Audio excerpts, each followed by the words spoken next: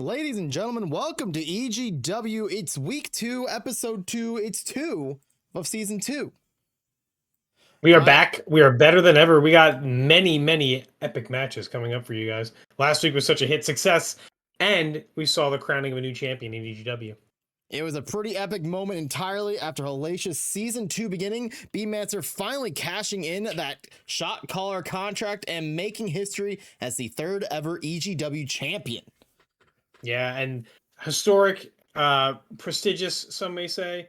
And B-Mancer with the flash, the flare, the fire, the pizzazz, and making it a 1-for-1 for anybody cashing in on the shot caller contract. And, you know, right place, right time, making it a triple threat. Maybe not everybody being beat up as possibly as they could have been, but did exactly what needed to happen. It was a very strategic play. Most people would do like you're done beating each other up, cashed in. B-Mancer said, I want to make sure that it is known that I have this briefcase and I want to make sure it's felt the hardest way possible. And you know what? GG's to B-Mancer, capitalizing on the situation entirely, becoming the 3rd ever champion. Heck yeah. Tonight, we have in store for you an epic level of epic levels. As you guys saw, a brand new intro just for you guys. But tonight, expect a whole lot, including the debut of 7 different EGW wrestlers. In general, you have 1N taking on the Hellion. Tag team tournament round 1, you have Pep Squared versus TNT, Turk and Timbo. You have a triple threat match, Shady Nasty versus Lucor versus Straight Silver. Then you got Silly Billy Dim Sum taking on the Beetle. And then in the round 1 tournament for the tag team championships, you have Night Watch, Ema and Rena taking on that of Hatchin' and Catchin', Yogi and Streaming Falcon, and also tonight a fatal 5-way to decide your number 1 contender to face off against B-Mancer for the EGW World Championship. Yeah, like you said, a lot more introductions into EGW. Some familiar faces for MCW, but making the transition on the way over. The tag team division is heating up. The titles are going to be bound for a team eventually. A lot of action last week. Like you said, fatal 5-way for number 1 contendership. We're going to see who B is going to be going up against almost immediately. It just, everything is shaping up the way that it needs to in EGW. EGW is not going to be turning the stove down at all. It's always going to be at the hottest level of heat because that is how we do it here in EGW. We make sure the heat is at a high temperature because our wrestlers do not know how to quit. So, that said, are you ready, Kyle? Are you ready? Yeah, I'm ready. Chat, are you ready? Are you ready? Because it is time for EGW Season 2, Episode 2 to start. The following match is scheduled for one fall. Introducing first, he is 1N. Now, 1N comes to us all the way from the 1N dimension, as I'm understanding correctly. It's much smaller there, from what I understand, but for some reason, he's a normal-sized human being. Yeah, little miniature figures and figurines and all things miniature can belong in the 1N universe, but the biggest and brightest and most potent of all things that come out of the 1N universe is the 1N. The 1N styling, profiling, gonna make his way down to the ring, doing what he's got to do to make sure his debut is impactful. Practicing on little rings doesn't matter because a big ring is just a bigger size of a miniature. And if I know anything about 1N, the minis become biggies and the biggies become smalls. And then Biggie Smalls himself, 1N, gonna take on the competition here in EGW. 1N understands no matter the size of the square, it will go inside that round hole. So we watch to see if he finds a way to make it fit inside of it one way or another. Yeah, I played with that machine before. Every one of them fits into the round hole. It really does, every single one.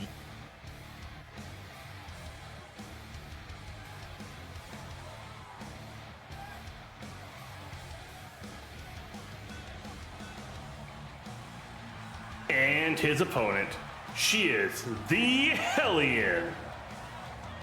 Now, the Hellion is someone I think we should keep an eye on. Deadly force of nature. Some would say not even of this world. Some would say from the underworld. Too much smoke? It's just the underworld smoke.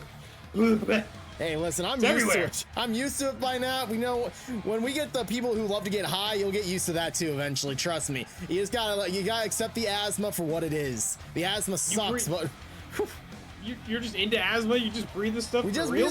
breathe it. It's just in and out. It's just as simple as that. The Hellion, look at it. She's just fine. You're gonna say that a demon queen is gonna be? It can breathe better than you, Kyle?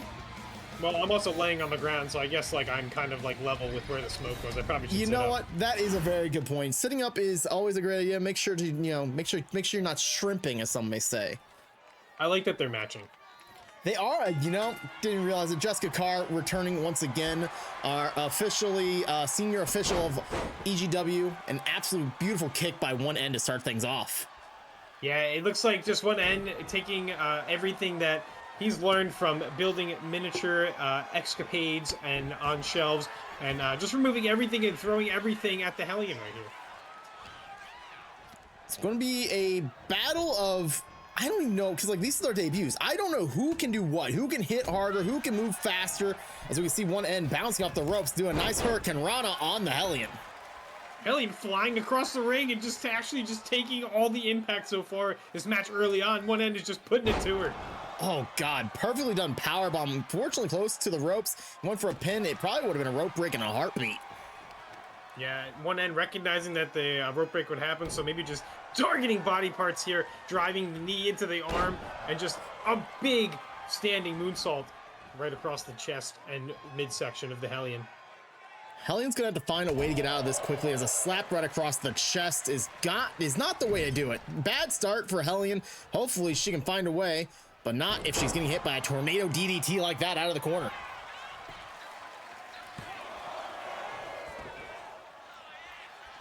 I think I finally got all the smoke out of this area now. I can kind of breathe good. again. This is nice. I can see again.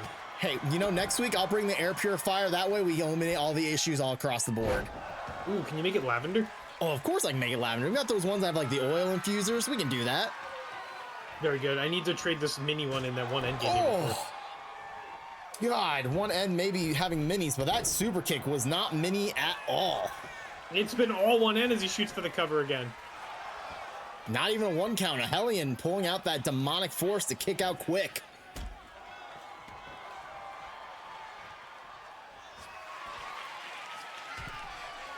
One End is quick. He just be moving through the ropes and all around and doing all kinds of high flying. Oh. What in the hell? That was a reverse 450. Also, it was the 054, and he missed it wildly as he lands flat on his face. 054 for One End to the H, E, triple L's. There's so many letters. There's a lot of letters going on. Return to grade school with all these letters flying at you. He was terrible in the spelling bee. I used to just put all the consonants together and throw away the vowels. That's the way to do it. Sometimes Y counted as a vowel, and other times you get stomped on the gut and pray to God it didn't bust a gut. That was a close one. If I had my phone out and that autocorrected, it might have been a different word. It's okay. One End making sure to eat defeat as the feet gets delivered right to the chin. Go over the pin for the Hellion. We don't kink shame, we kink explain here. And now the momentum is passing back to Hellion, who has taken all the abuse so far, but One End maybe not giving up so easy. Nice little roll all the way through, knocking Hellion down.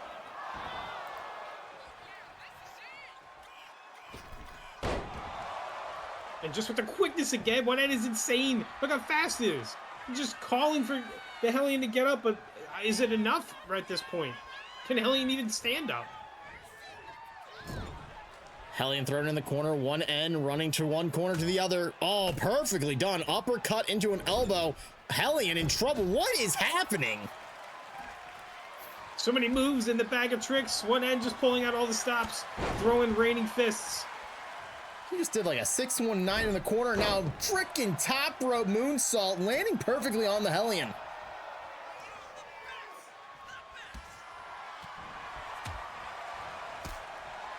Oh, these kicks of One End is just brutal.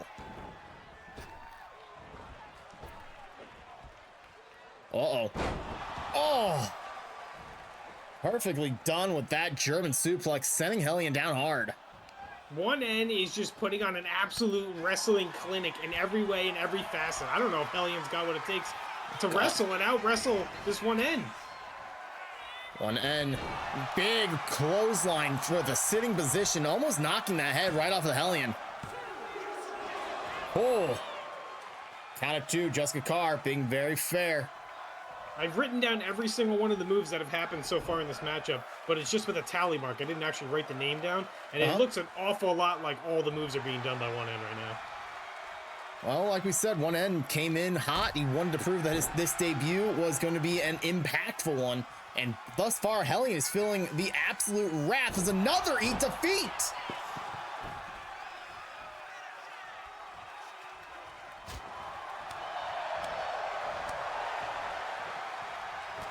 Comes down to, what does Hellion have to do to start getting to this match, other than, you know, what she's doing currently with these multiple punches right to the head? Everything that Hellion needs to do right now is just keep 1N off of his feet, keep him grounded, put the pressure on, take apart the body parts, get rid of all of the high-flying action we've seen for the first 5 minutes of this match. There we go, nice little getting hung up on the ropes. Hellion finding a way, getting 1N deliberately down. Oh, but she missing that leg drop is going to be probably a cancel of all momentum.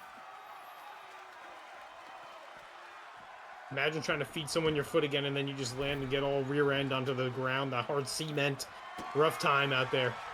Oh, well, may not matter. Nicely done, backbreaker with the package style pack breaker.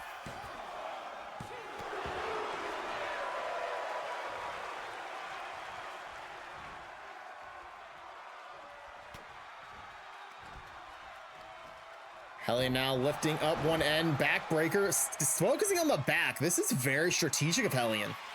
Yeah, 7 layers of hell, and each one is a different body part targeted by Hellion, and this time Oh my god! Went for the spinal tap now. First working on the back, now going for the spinal tap. Oh, a 2 count!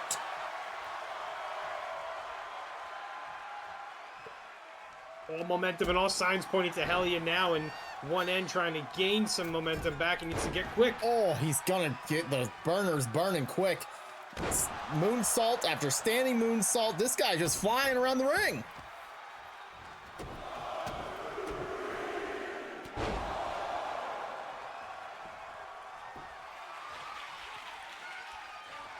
To another dimension, calling for.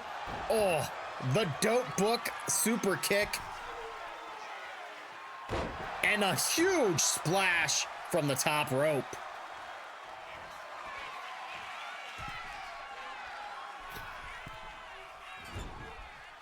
There it is, the 054. This might be all she wrote. 1N lining it up to the top rope again for a trifecta. Oh, Jesus Christ, how far did that man just go? Jessica Carr slapping the shit out of Hellion, and 1N takes the win here in debut match your for EGW. winner, 1N. Jessica Carr showed no mercy with that count, slapping the crap out of Hellion. 1N successful on debut. Hellion, try again next week, maybe potentially. Definitely a lot harder to kick out when you have 3 concussions backing each other up. It really is.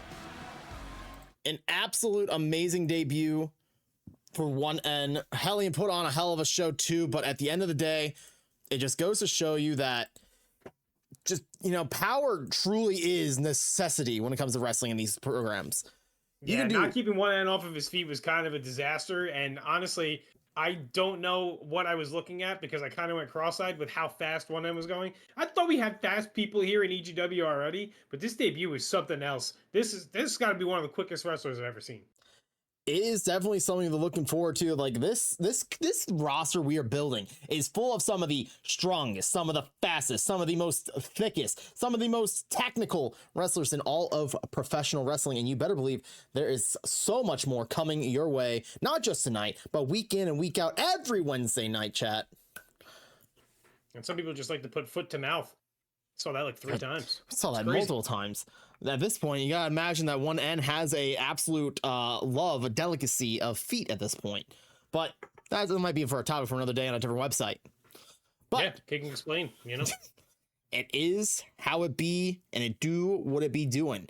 As I look here and I see what our next match is, it's tag team action. The inaugural tag team tournament. We have yet to have a tag team champion here in EGW. The old regime, as we'll call it, the old coat, did not like tag team wrestling. I, for one, love tag team wrestling. It's entertaining, it's fun, it's whimsical, very whimsical. You can see somebody who doesn't seem like they belong together be some of the biggest things in the world. Then you see people who are best friends for their entire lives get completely squashed and destroyed.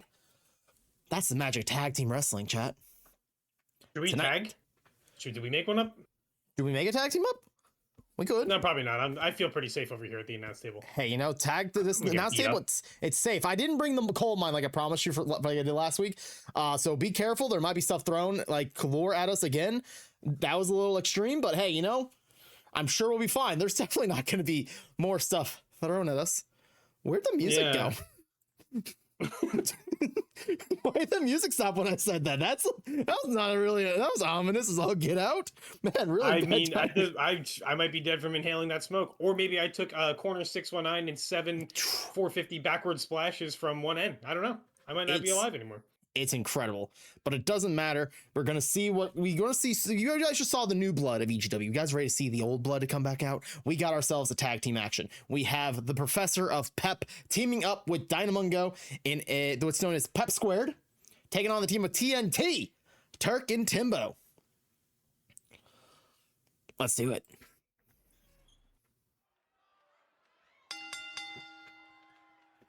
The following triple threat match is scheduled for one fall. Introducing first, he is hanging massive dong. He is Shady Nasty. Hey, you know what's really cool? When I don't read the script correctly, it's actually a triple threat match that's up next. I was gonna say, we're hanging Dom before we do any tag team here, buddy. We got the triple threat coming out. And Shady Nasty making his appearance, cutting the left leg all the way up to almost dong representation. This is, oh, he's got the dong around his neck. We're good. Hey, that dong is on his neck. The dong is in his pants. There's dong everywhere. Second pair of sunglasses are gone. Who needs 2 pairs of sunglasses when you already have your sunglasses on when it's nighttime? Sunglasses at night, inside and everything. It is an incredible thing. My God, why is that? I don't understand the missing of one leg. Missing a one leg and a coat over the top, like, I might be cold, but only on my thigh, you know? Clearly. Plus, how much hair gel do you think he has in his hair right there? At least one. At least one? All right. Yeah. It's very shiny.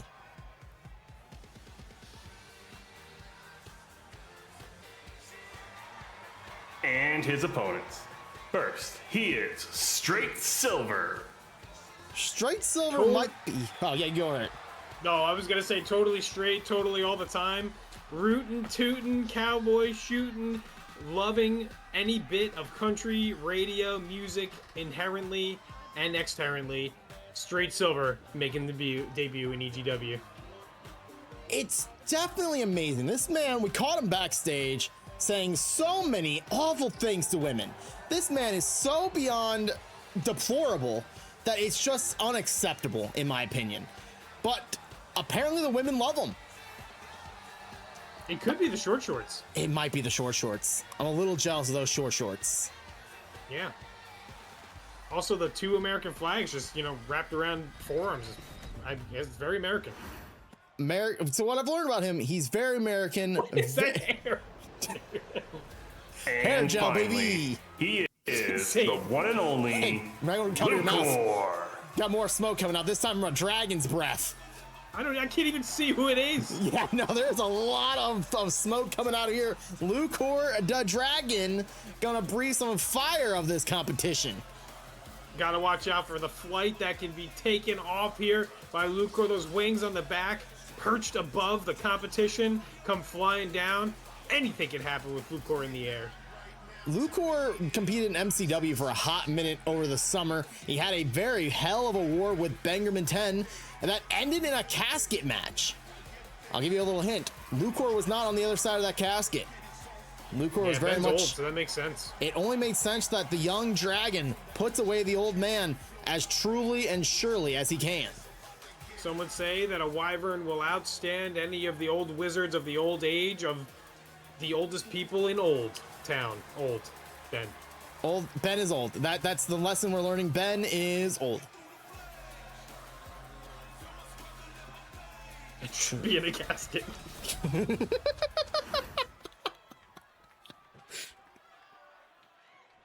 Regardless of who's gonna win, Massive Dong versus Pompadour of Galore or the Dragon of the New Age.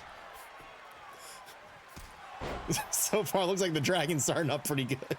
I was to say underway, and Lucor doesn't seem like he was really wanting to hang any dong or getting any cowboy concerts with straight silver, and maybe just the easiest thing to aim for might be the hair on top of both of their heads. I think he just made contact with that super kick with the Pompadour. Down he goes hard. I don't think it touched anything in part of his face, just hit the hair, which is so thick that it was able to get launched as it got kicked. I feel like he's got to be careful, because if he gets enough moose on his foot, he's going to be stuck to the ground and not be able to do any moves. Those wings need to fly. They do just fly, and speaking of flying, Lucor got an arm. Whose prosthetic arm did Lucor just grab? Is that somebody from the audience? Why is there an arm in the ring? He just has it on. He just went under the ring. He found someone's arm. I don't know whose arm that is. Last I checked, we don't have any prosthetic armed wrestlers. Guess we ran out of kendo sticks and aren't punching. Well, okay, Shady Nasty gets a steel chair, so at least we know there's some traditional wrestling under the ring. You know, I haven't checked under the ring since I got here. I don't know what's under there. I don't know. What did Sin put under there? Do you have a Silver trying to go over and do the hand job over there to the hanging dong and Shady Nasty just clobbing him right in the head with a chair, sitting it right on his face. Just absolute carnage going on right now. It is just a brutality as Straight Silver runs over here just to see what's happening between Shady and Lucor as Lucor gets launched into the ring, and now the lockup on the outside. Yeah, Straight Silver just trying to hang out, be one of the boys, but not really relating that well to what's going on. Maybe not so much hanging of dong, and maybe no wings to fly right now with those American flags stuck around those arms. Okay, he's free to fly if he'd like, but I don't know how he's going to get off the ground very easily, especially with Shady taking him down like that. Yeah, that'll be off the ground there. That's how Silver's going to spread them wings. Oh, Jesus! I don't think the ladies are going to like that. Shady Nasty had full frontal forearm to frickin' Straight Silver's balls. Yeah, no matter how many times you're going to sing about a tractor or your sister's cousin's wife, husband, you're going to get hurt when you take one of those. Lucor laying down. Straight Silver is in a very predicament place as Lucor looks to run away to pick up that. He's got that arm again. The arm is like a third appendage, and if you're going to hang dong in this match, you better pick up some kind of person's appendage and just start slinging it around. And pushing tables around. That table. Walking with tables on faces is a thing, too. That table was trying to do everything it could to find its way to the floor and just could not seem to find it. Acting like the proverbial doorway separating some of our superstars from each other, but now Silver's just running into people, not really doing any damage. Kind of like that meme where like the guys are putting a house together and the other guy's just kind of watching them and pretending he's holding the piece of wood. But you know, Silver trying to put a little bit of hurting on somebody right now. Or maybe just putting them back in the ring nicely. Hey, Silver making the smart play. He knows he can't get the win on the outside and throwing Lucor inside. Shady following suit, and look out. He's gonna, oh, that's a figure four leg lock. I think I just heard Silver say, oh no, please don't. But like, I felt like it was sarcastic. Silver known for the sarcasm, especially when he's getting tied up in submissions. Drop kick right to Shady, and Lucor going to go pin Silver. Kick out at two. Almost able to take advantage of Silver just kind of taking a nap out in the middle of the ring. And even after kicking out, Silver's just like, I'll just go back to sleep. As Shady goes to work on the left leg. I think you're watching on. Now these two meet up as Silver goes to take a nap outside of the ring by the prosthetics. Lucor turning the tables on Shady. Lucor doing everything he can to possibly fight back, but Shady might just be a little too slippery for him. And look out. Oh, that's a sleeper. He's trying to put this man to sleep. Never mind. He dropped him on the draw. Mannequin arm in hand of Silver. Never mind, it's down on the ground.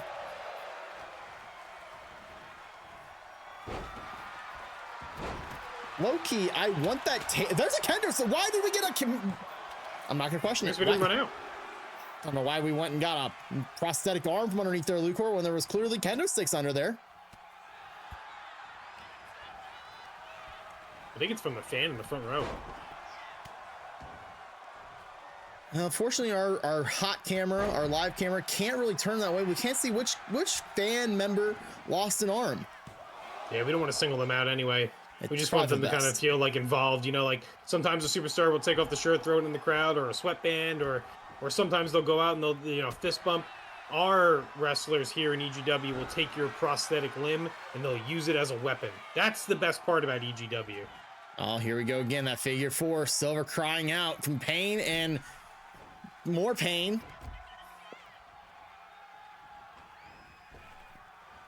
Now, see, in this group of three, I think, you talk about throwing out like sweatbands and shirts. I think we'd see closer a waistband be thrown out out of the crowd from these three.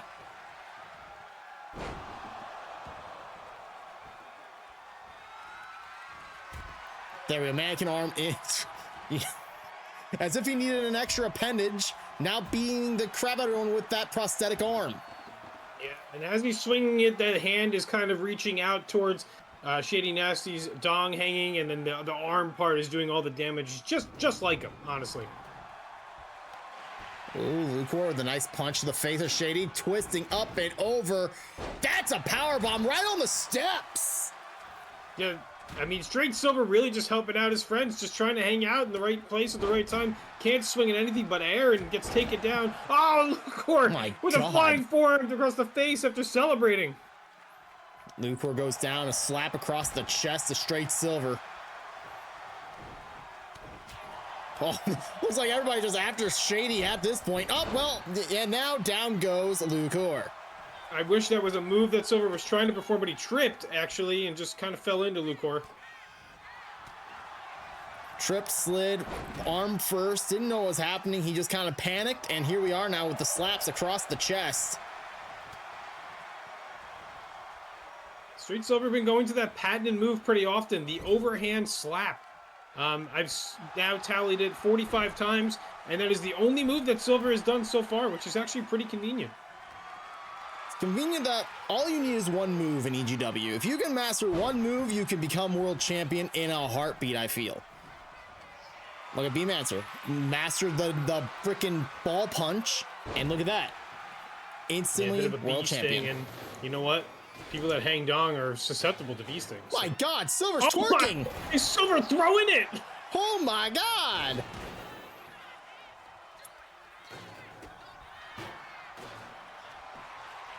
He twerked that ass all over the place, and now getting slammed hard by a suplex. Lucor made him pay for twerking over opponents' bodies. Lucor don't play none.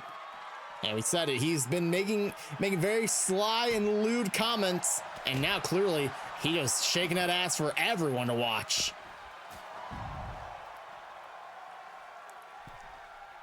We have a trash. Kind of get the feeling that this is like a one-on-one match with Straight Silver kind of hanging out, which is kind of nice for Straight Silver. He kind of wants friends. Did Straight Silver just blow a kiss to Lucor? I think so. Honestly, it could have been in the direction of anybody. It could be in the direction of the prosthetic arm person in the audience, so I don't really know. We got ourselves a hockey stick. You know, it only makes sense. Straight Silver, pure American, gold medal of the hockey team and everything. He's just representing America. Good on you, Straight Silver. We salute you, good sir. I did backstage get a chance to talk to Straight Silver. As you know, I like to do my little reconnaissance when I'm back there. And I happened to ask Straight Silver to name any 4 professional sports teams. And then he named 4 country singers that I couldn't tell you the names of because I don't know if they're professional or not, or just something niche for like straight people. That does make sense. Straight Silver does love his country music as much as he loves America and women. A quote from himself.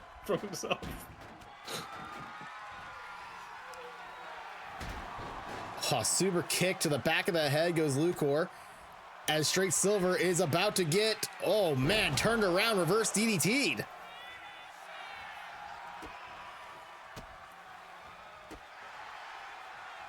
It's amazing all the hairstyles we have in this match. Oh. What a way to break up a pin.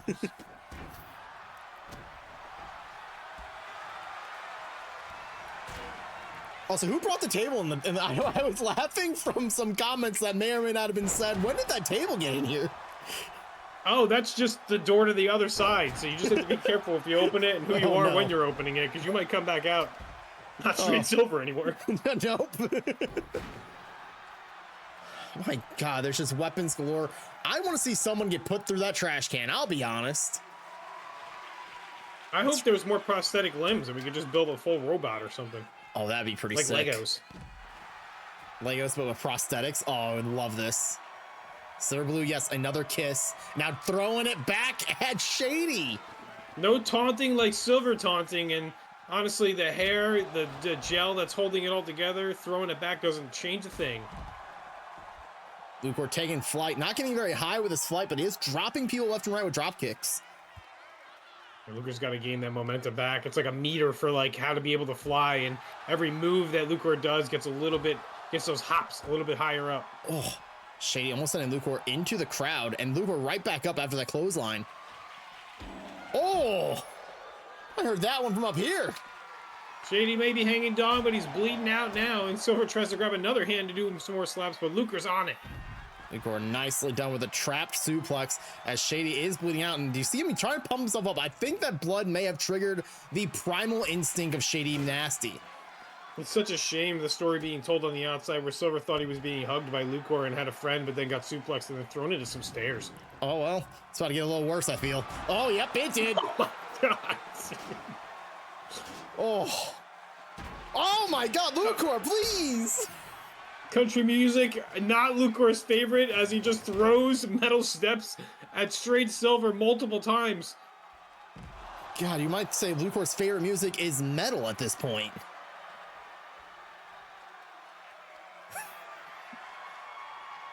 We're just standing around at this point, waiting for Straight Silver to get back up. Look at Shady. He's just hanging out inside the ring. Like, oh my God. Unbeknownst to what's going on with the round, Straight Silver walks right past Shady trying to take him out.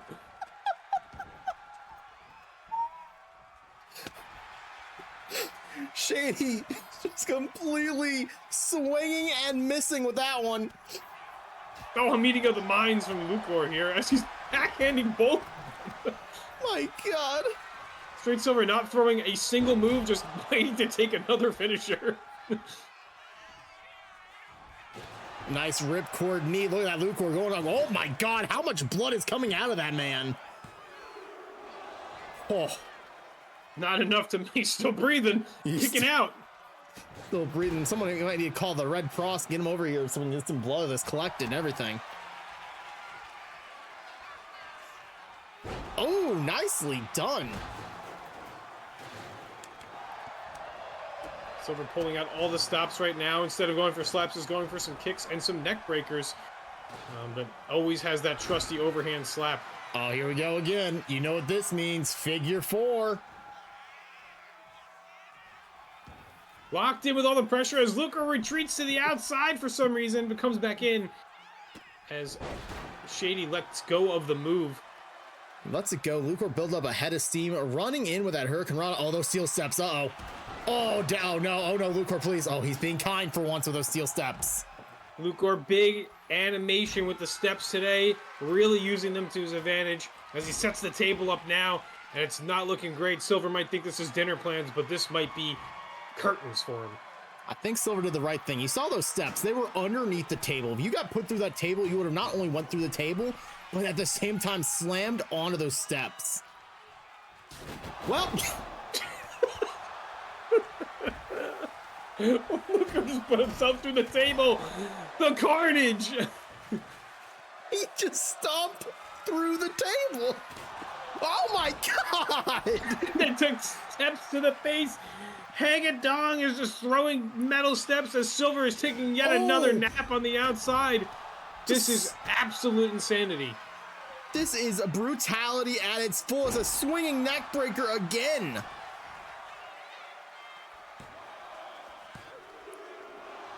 Oh my God. Oh, Straight Silver almost picking up the victory there. You can also see it in Straight Silver's face. He's got a black eye already. He's starting to have one formed on his left or right eye. I don't know how Straight Silver just did that. He's American beer and country music at its best. So that's the best way I can say it. Shady saving the match for now. It's like just in the nick of time here as Silver is down and out cold. Up and over the top goes Lucor as Shady takes a little bit of control back, but a jawbreaker there. Oh, nicely done. Huge clothesline, taking the head of Lucor right off, but right into the grasp of Shady.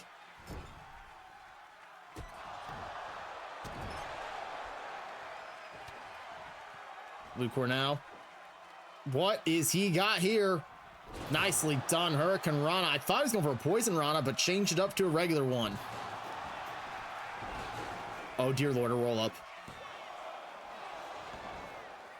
Roll up at only a 1 count. Not channeling all the possible Infinity Stones of country singers that Silver will listen to before going into a match.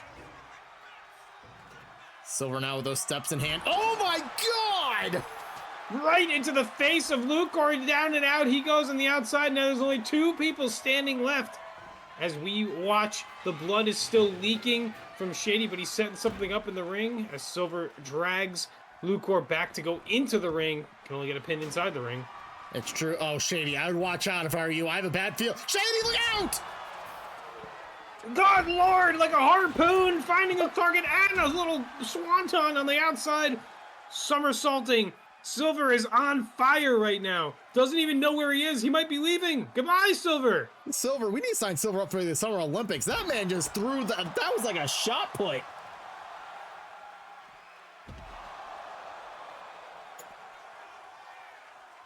Up, there we go again. Throwing ass again.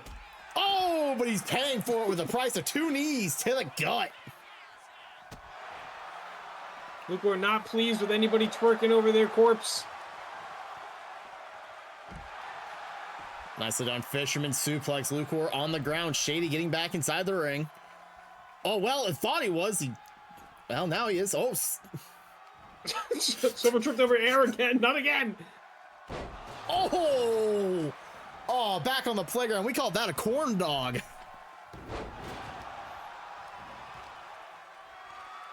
From the outside back in, Shady is setting Silver up as Lucor looks for more hardware to bring back into the match, but comes back in to go right after Shady. Oh, Shady going for that figure 4 for the 4th time. Silver's out of here. Silver like, doesn't want any part of what's going on in this match. He's like, I don't want this anymore. I'm out. It goes for the pin on Lucor. What a clever play by Silver. He's just standing there. Lucor rolls out of the ring, and now it's just Silver and Shady alone in the ring. Silver lifting him up. Are we going for it again? I believe he called this something about a truck.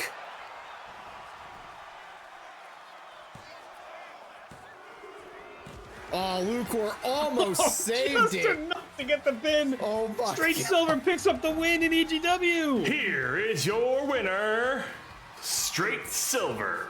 Straight Silver might be my favorite wrestler in all of EGW right now. Straight Silver taking a full 20-minute break in this matchup to put one move on in the end and taking the victory possibly away from Lucor and pinning Shady Nasty. Hanging Dong, not enough to keep Silver away. Straight Silver all day. Dolly Parton blaring on the way out.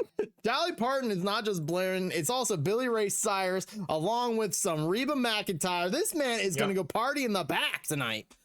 Something about a truck going on back there. Might be some ass being thrown. Might be some throne being ass. I don't know. I have no idea. That's the most unique. We just went from one end going absolute bonkers all over the ring to Silver being in the ring. Like, it was crazy. It's What a just difference. it's amazing to see what looks like pure athleticism versus pure athleticism to then whatever we just watched, comedy versus dragon.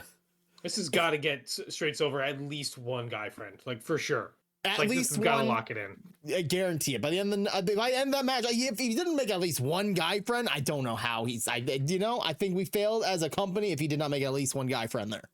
Oh, it's not our fault. Don't worry about it. Don't put that on yourself. It's You're not our fine. fault. Okay, thank God. Oh, thank goodness. I was worried. Yeah, I mean, we have to already give that guy free tickets that they ripped the arm off of in the audience. So Yeah, that's what it is.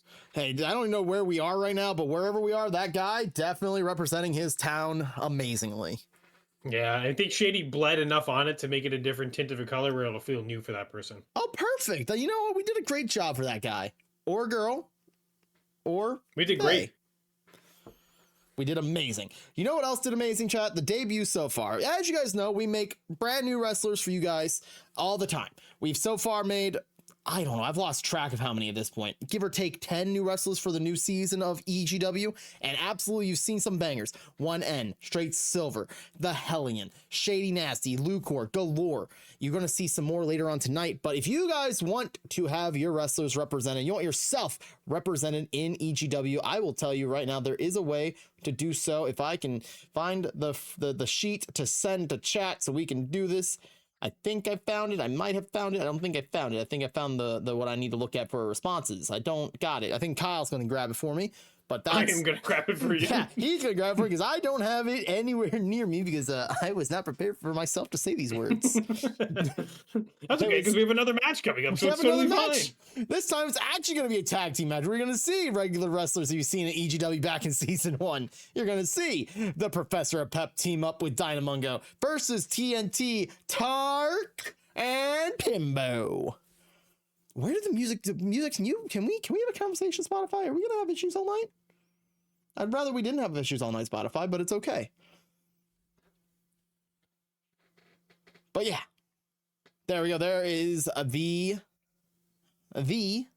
said the word the form. If you guys want to have yourselves give us inspiration for a new wrestler, understand we are going to be migrating over to WWE 2K26 some point next month.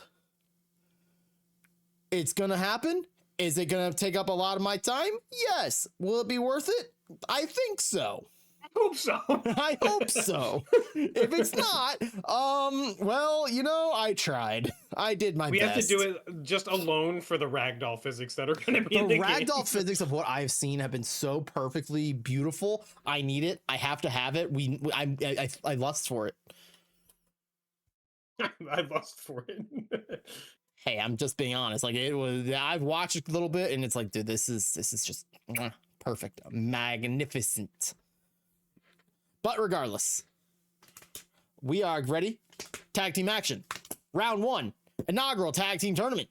Understand, chat. We've dug deep for these tag teams. We've dug deep. We found hard. We found a grand total of, I want to say, 16 total tag teams for this tournament. We're going to find out who is the best tag team in all of EGW. Tonight is tag team tournament round 1, match 3 and match 4. Next week, match 5 and 6. Following week is 7 and 8. So be ready for this tournament to finally, at some point, hit that quarterfinals, then semifinals, and then the finals at what will be a super show for EGW in this season 2 super show. I don't know. We're gonna name it something. Don't you worry. There's gonna be a name. We just gotta figure out when it's gonna be. Then we're cooking. Until Prosthetic then, dong. Don't call it that. no, we are not gonna. EGW2 prosthetic dong. Electric Boogaloo. Electric Boogaloo. Oh boy. All right, let's do it. Match number 3 of the night. Tag team action. Let's go. The following tag team match is scheduled for one fall and is a round 1 of the inaugural EGW Tag Team Championship Tournament. Introducing first, TNT, their Dynamite, Turk, and Timbo. Now, I don't know these two nearly as well as you. I know New Jersey Pro Wrestling Federation and the man who loves to eat steel steps. That's what I've got from these two so far. Yeah, plenty of steps to go around for Turk, as he either likes to eat them or throw them at people. And NJPW's own Timbo, who actually has been making such a name for himself that Turk, you know, kind of coming along for the ride. Turk started off really strong in EGW, was a title contender, kind of fell off a bit. And after pepping or getting pepped on, Timbo kind of finding his way. This is kind of like the great collective of thick meat and can be beat, but they might be better together. They might be better together, and as you notice, the Wise Maloney is not out here. I think the Wise Maloney said, no, I'm not going near Turk ever again. It's the Professor of Pep and Dinah Mungo. Well, our graphics Wise team... Maloney's afraid of Pep, to be honest with you. He's also afraid of Pep, too. But as you saw, our graphics team did not get the information that it is Pep squared, not Pep Keck. As Dinah Mungo. Pep... you know what? I have a feeling that while the Professor of Pep was hiding in one of the potted plants and backstage, he probably popped out and he just said to whoever was doing the graphics to put Pep Keck, just so that we would get thrown off, because that's just kind of what he does. It is something that the Professor of Pep would do very much all the time. But as we we talk about Dinah too. He is the Feels Good Man champion over at MCW. He defends that title this Saturday afternoon against Kayako Lee in what could be potentially a barn burner of an opportunity for Kayako. Could you imagine losing the Feels Good Man championship and not being able to wear that gold and then becoming a two-time at the simultaneous time, pepping and kecking all the way? It just comes down to opportunity, and right now Dinah has taken every opportunity he can take, and he's running with it. Starting off in the match is Turk versus Dinah, and we are getting a little bit of a taste of what power can do to a little bit more finesse, maybe a little bit more wrestling ability and technical ability as Dinah comes flying off the ropes on the Turk. Turk is known for the big hard-hitting style. Dinah's known for a little bit of flying, but do not take his flying for actually going to aim properly, as you can see right there. The problem with Dinah is he's so technically sound that like he always goes for, you know, body parts like the arms, the legs, and unfortunately for him, he can't find the neck of Turk already in this matchup because there is no neck. It's just shoulders to head, a neck breaker, but there's nothing to break there. I think it's more of a shoulder breaker at that point, unfortunately for Dinah. Yeah, he's gonna have to pick a different body part, I think, to go after. Now he's gonna let the Professor of Pep, who is got the size tallness advantage on Turk here. Yeah, 8 foot tall, 700 pounds, listed as by himself, written in crown, and a $1 bill slipped inside this note that I'm now realizing is wet. Yeah, this is what it says on his stat card, I guess. I would be careful of that wetness. I was told he was seen in the bathroom earlier. And I've now dropped it on the ground, along with the Skittles that are there from Sin from a year ago. Sin. We do miss him. May he rest in pieces. Yeah, he's probably crawling around somewhere. He likes to lick the coating off of the Skittles. Never mind. Oh, no, not the Skittle licker. Oh, now we've given fuel to our ring announcer, something to call Sin next time. That's not great, he says, smiling ear to ear.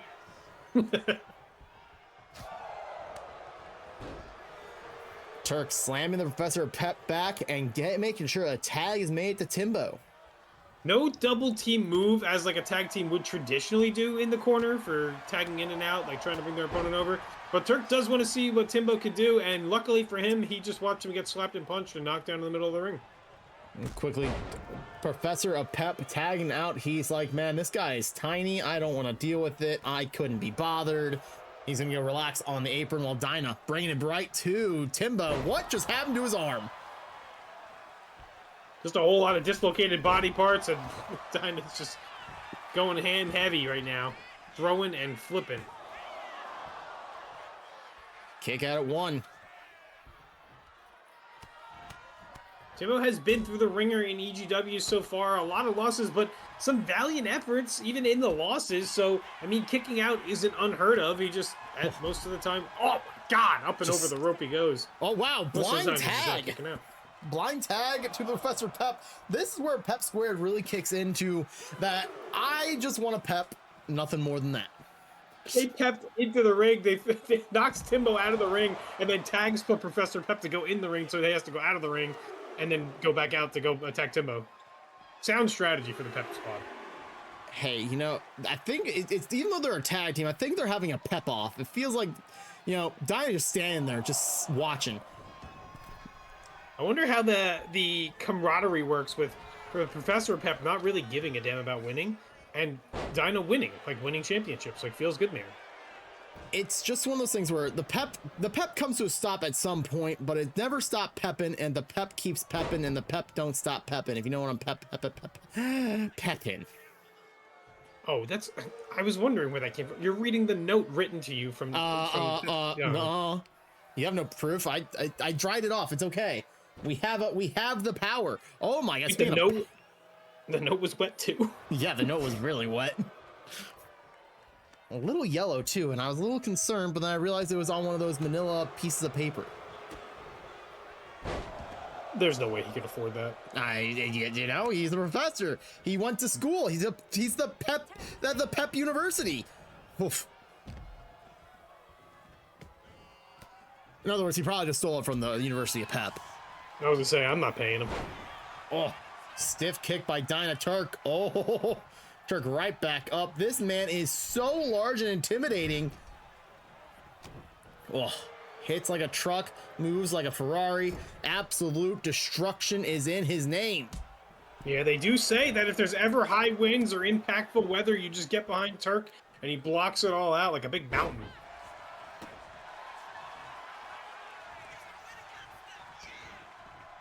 Dyna sizing him up as he gets up to a kneeling position. Off the ropes he goes, and Dyna tries to go for a drop kick. This man's too big to even try and drop kick at this point. Oh. How tall is Turk? Because I think Dyna almost touched the rafters. I think he's as tall as Professor Pep, but the problem is I don't have the right information for that. It's concerning because we know Professor Pep is allegedly 8 feet tall, and Turk, who is standing almost head to head with him, I don't know if Turk's 8 feet tall, if I'm being dead honest with you. Dyna trying to attack that neck again, but it's just one long infused spine, so no damage there, and was able to tag out. Tayano Timbo getting his opportunity to start sending the fight right to his way. But, whoa, code breaker! Timbo not ready for that as shoots a leg. I do apologize. I called that a code breaker. I think he calls that the keck breaker. It makes sense. He keeps count of how many times somebody peps or kecks in the ring, which is all pretty much, you know, some information that is, some would say, a bit of a scamba as the match is going on. Yeah, well, this Scamba is going to hit hard with an elbow drop off the top rope. Turk quickly wanting to stop that count. Turk reading his partner pretty well, knowing when he can or can't kick out, or maybe just kind of showing a little bit of presence to be like, I'm coming back in this ring in a little bit. Showed his presence as he saw Dyna make the tag, but looked like Dyna was a little winded after that tag. He might be a little pepped out. He may not have enough pep, but maybe that's why he brought the Professor in, because he's the keck part. Oh, jeez. This is something a former wrestling promoter would love to see. Two big, meaty men beating the slapping of the meats out of one another. I can't believe Turk just power lifted 800 pounds of pep above his head. He's merciless. He's destruction. He's dropping that elbow left and right.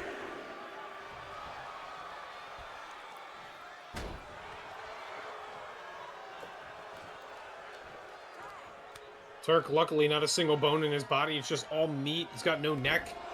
Really built for this business. We talked about it in between matches. There are people who are made for defense, people made for speed, people made for strength. Turk is made up of, as you said, nothing but meat. He's just thick, no bone. Is there actually any bones in this man? I actually don't know. I've never poked him before, and I try to stay clear of him because he's really angry all the time. Yeah, I know. Terrible thing what happened to him as a child. It's okay, though. He'll maybe someday get over it. What happened to him? Oh, his mother died and his father put him to work, and it was very brutal. Very unfortunate. Basically, he doesn't know what the word love feels like. Hopefully Timbo can Maybe teach to him. Maybe this tag team will get him there.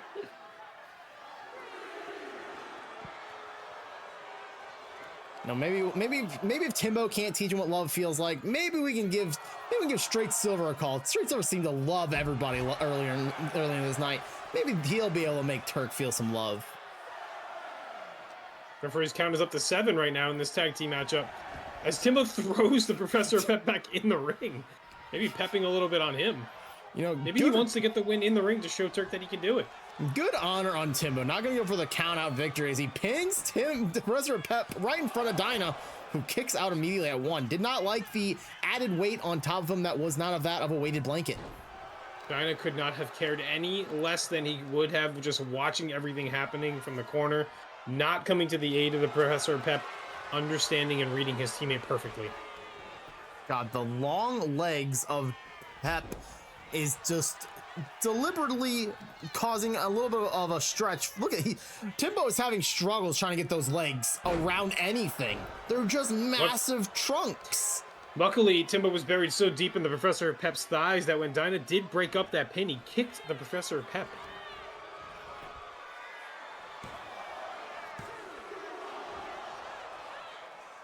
Very lazily getting that shoulder up, keeping the Pep alive. And smart play by the Professor, rolling out of the ring, reset himself just a smidge little bit, just to be caught back up though. Well, yeah, it's not going to happen. Timbo can't lift up 900 pounds that easy. He is just the weight, the numbers and the weight and the destruction that the Pep could provide if only he wasn't busy pepping. Luckily, Timbo was able to catch his breath out there, but Dinah right on the attack again. Down he goes under and spinning, throwing him down right on his stomach, right flat out. But Turk, while Dinah is celebrating. Oh, Dinah. We call those ham hocks coming at you, Dinah. You got to watch out, brother. Dinah was feeling really good about taking down Timbo, not to realize that Turk is feeling frisky.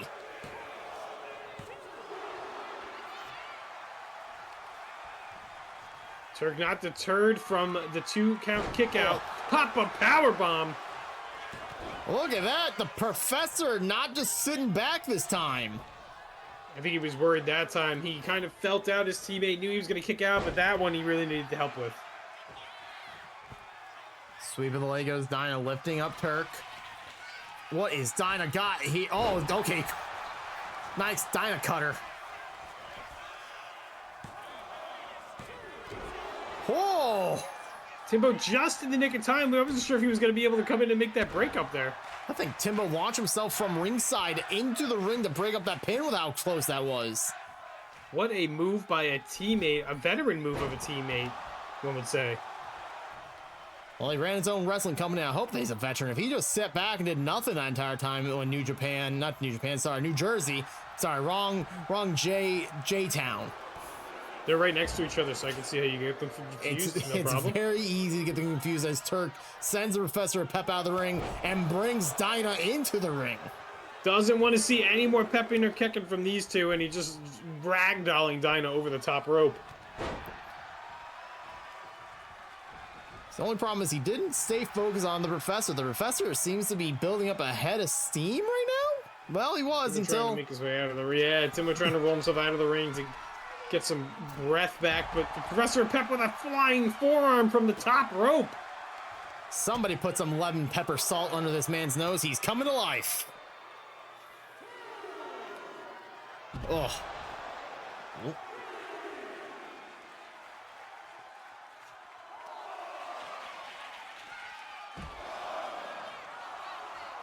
Referee's count is up to 5 as Timbo is stuck in a triple German suplex right now.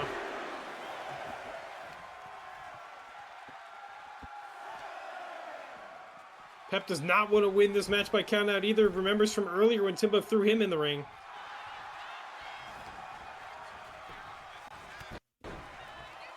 Turk doesn't even want to see a 1 count.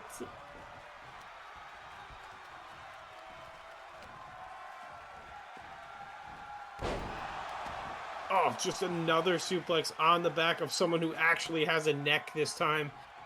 They are really going to work on Timbo, who is the lighter of the two and really needs to get himself out of this matchup. It's just how it is as Timbo lifts up Dyna and sends him flying.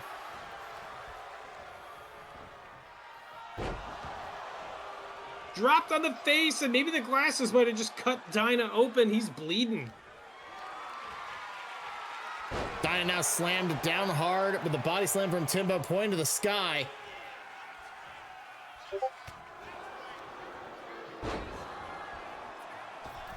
And now the springboard moonsault right on top of Timbo. Dyna calling for his shot. Gonna kick all over him. Once again, the Dyna cutter right in front of Turk. Oh, Timbo kicking out on his own. Turk just watching from the side over here. Not great teammate work. Timbo being a good teammate before, but Turk kind of just watching the carnage go on. this is where Turk... Timbo's starting. He's got to get out of this match. He's got to. Turk might be showing a little tough love is the main thing, just like his father used to do to him. Just a bad time to do it when you're in a tournament for your lives to win those tag team championships. Oh, that's vicious of Dyna. Nice leg drop across the head and back of the neck of Timbo on to the hardest part of the apron.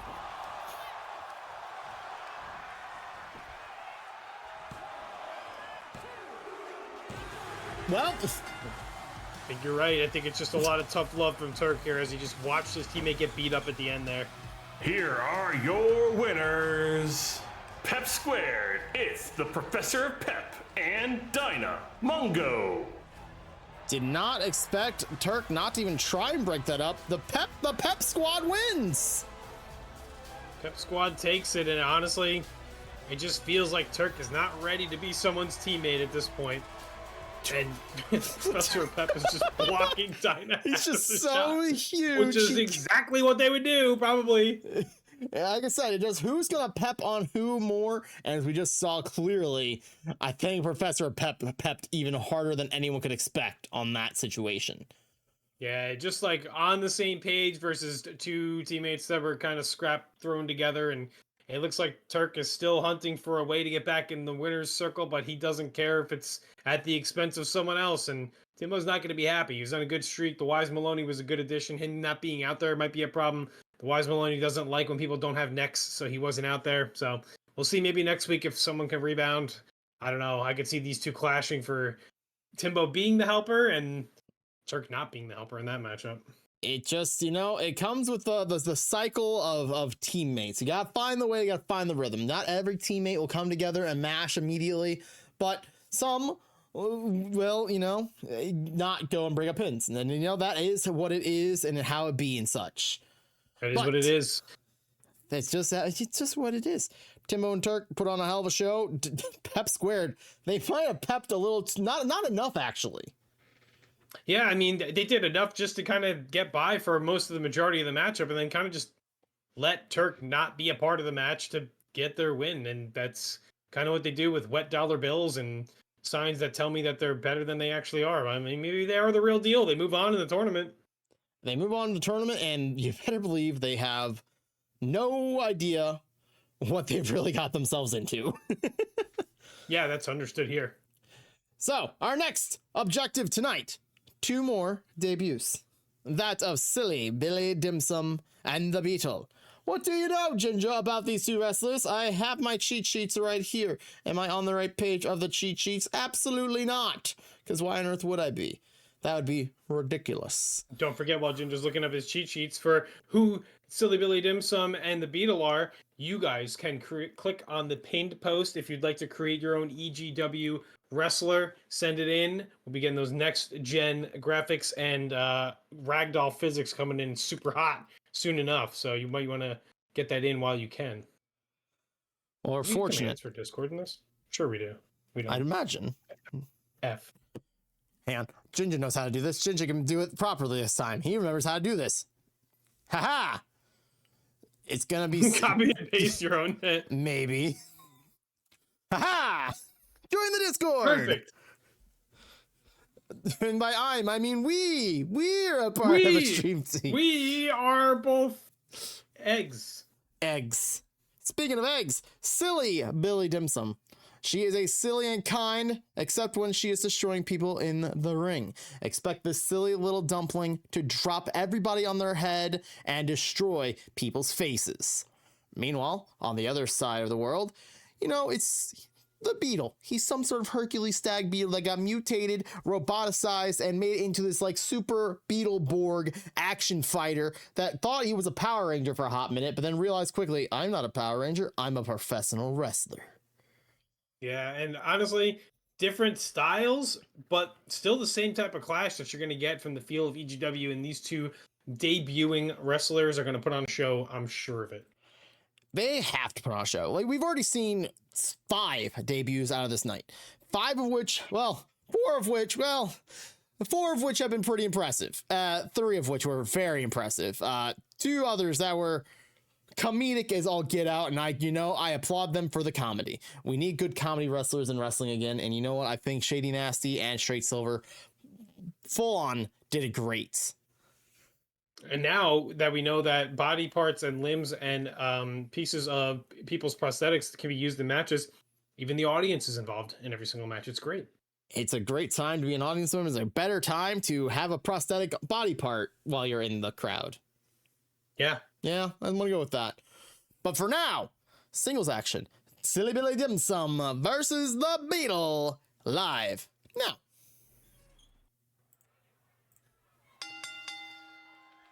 The following match is scheduled for one fall. Introducing first, she is Silly Billy Dim Sum. Silly Billy Dim Sum. She has been trained by the greats known as Asuka and Rhea Ripley, infusing a style of complete and utter technical wrestling with complete and utter brutality. And a lot of flair, and a lot of glitz, and a lot of glam. The beauty on the style, on the walkout, and the absolute ferocity in the ring, and the ability to put opponents out quickly and effectively. I would watch out if I was anybody that steps in the ring with her. She has a kiss of death.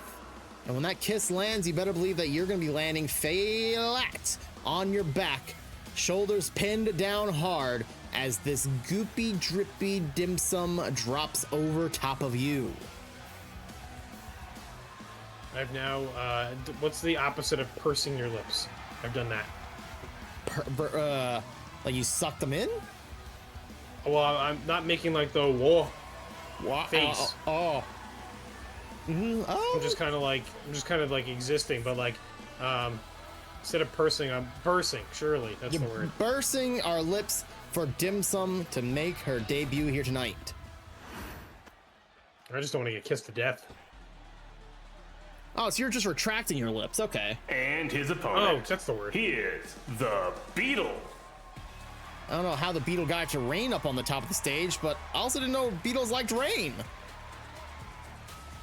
This Beetle is just like Tommy the Green Ranger. He really is, like we said, he thought he was a Power Ranger when he got roboticized and materialized into bigger, better, badder things. Do you think that the Beetle watches The Mandalorian? He might, actually. He might have gotten a lot of inspiration for that helmet from that helmet alone. Honestly, fair enough. And worth. Seems like the crowd already loves this.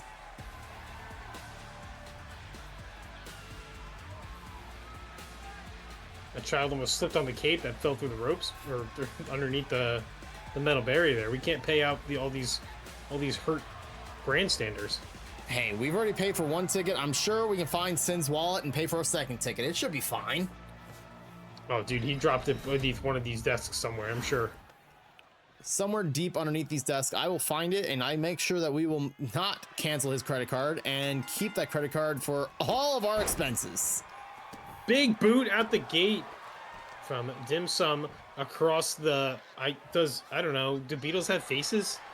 Beetles do, in fact, have faces. I do believe they have the thoraxes also, so be careful to watch out for his thorax here tonight. Is that like how a cow has 4 stomachs or whatever? Kind of, I think so. I think it's like his outer shell is on the outside of his back or something. Oh, he's got an outie, not an innie. Exactly.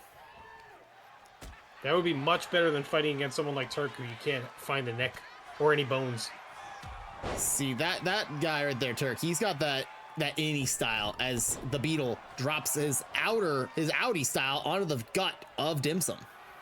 It's kind of hurt. It's like an armored shell, just kind of like driving itself into the midsection of Dim Sum. To the top rope, instead of drop kick, lands on the button, right across the chin.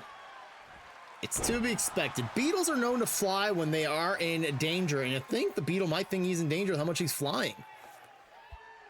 Yeah, better than being a dung beetle for sure.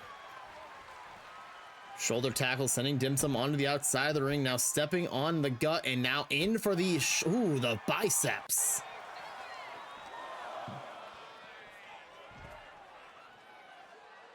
Dim Sum well aware that beetles cannot run, so throwing the beetle across the outside and taking advantage of that. Trying to rip a limb off. Well, the less limbs a beetle has, you know what they say. No, I don't know what they say. Roly poly oly and no walkie. I think that's what they say. I think that's the old. Roly saying. poly oly and no walkie. All righty, I like this. If I know any beetles and that don't have limbs, they roll. That's all I know. Count of 6, Jessica Carr. Dim Sum tried to go for a Shining Wizard, not able to get it, and Beetle with a tilt-a-whirl roll-up.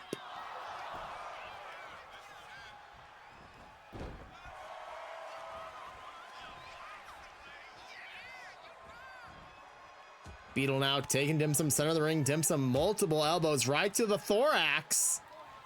Which one? The frontal one. Where's the back one? It's on the back, ironically. Nice spin kick from Dim Sum, lifting up the Beetle up on her shoulders. Oh, electric chair. Oh, face first.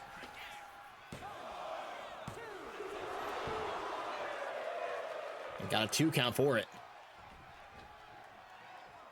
Dim Sum trying to fight her way back into this matchup after a little bit of pressure from the Beetle. Kept it on the outside of the ring for the most part, but Dim Sum handily getting back into this fight. Dim Sum trying to pull the arm off the Beetle now. Went for the leg earlier, now for the arm. Focusing in heavily on every single insectical body part the Beetle has. Yeah, the Beetle's just like, it's like slimy too. Like yeah. So you can see the sheen on the Beetle. You can see it just oozing gooey and gross. That's probably from the thoraxes. It's 100% from the thoraxes. And the thorax is Molnir.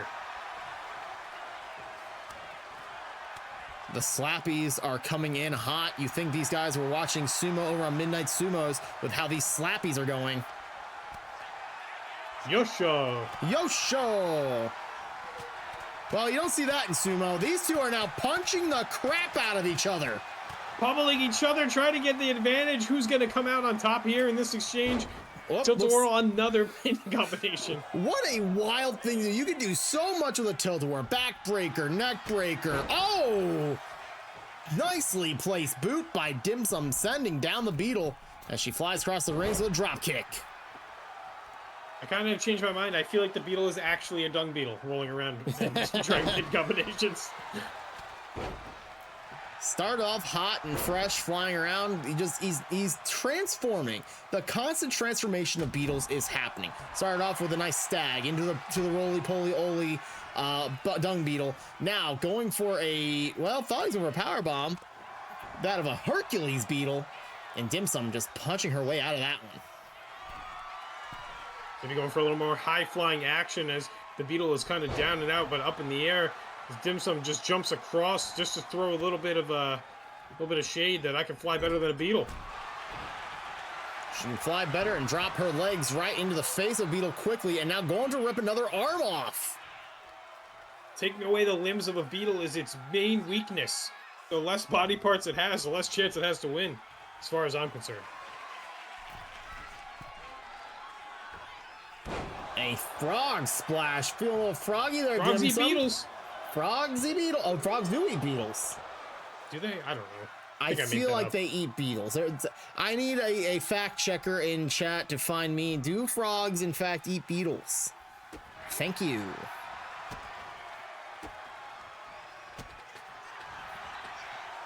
Looking for what form this beetle will take now. We're back to roly-polies. The roly-poly stung beetle and rolling up dim sum. Looking for more like a rhino beetle here, or like you said, Hercules beetle. I'm very fortunate that I bought this book, Beetles for Dummies, before coming to the show tonight, and there's pictures in it. It's very nice. Oh, it's nice pictures of full color at least. Well, like I color them in. I change the Perfect. color because sometimes I don't like the way that they look. And you know, Like sometimes look at this one. This one's called mealworm. Ew, Oh, look at this. What? Speaking of the beetle dancing with dim sum. Wait, no way. I think he just kissed the death of dim sum. That's crazy. Can he do that? I think he just Big did lips. it. Well, it's a very gross kiss, but still, nonetheless, not definitely was a kiss, but not a kiss of death. I think. I feel like his feelers were like all over the place there.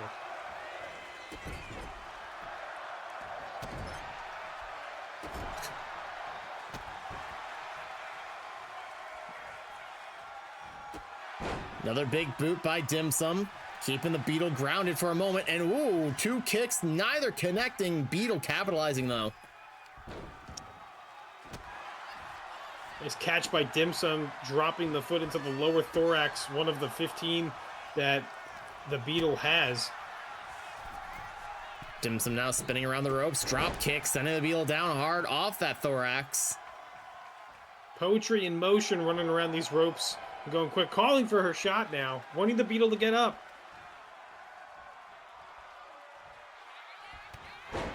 Huge clothesline, knocking the beetle off his block. Once again, calling for the beetle to get up onto his feet. Drops Dropping the hammer. hard. Double axe handle. Hard hammer in the back of the head of the beetle. Well, you know, if you do hit a beetle with a hammer, that typically does kill them. Beetles can only take so much Here damage. is your winner, Silly Billy Dim Sum. Dim sum with a very successful debut. The beetle definitely has some lessons to learn. I feel like he didn't lose, but he definitely he did lose, but he didn't lose in poor fashion.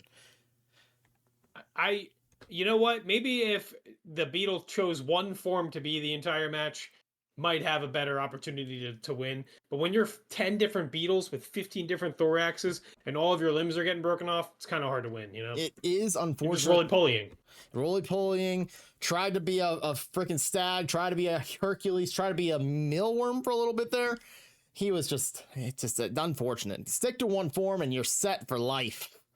Yeah, and then not having to use the Kiss of Death is kind of crazy. Getting used on Dim Sum, but then kind of just dropping the hammer down and getting the pin. She got the pin, and that's all that matters. GG's to Silly Billy Dim Sum.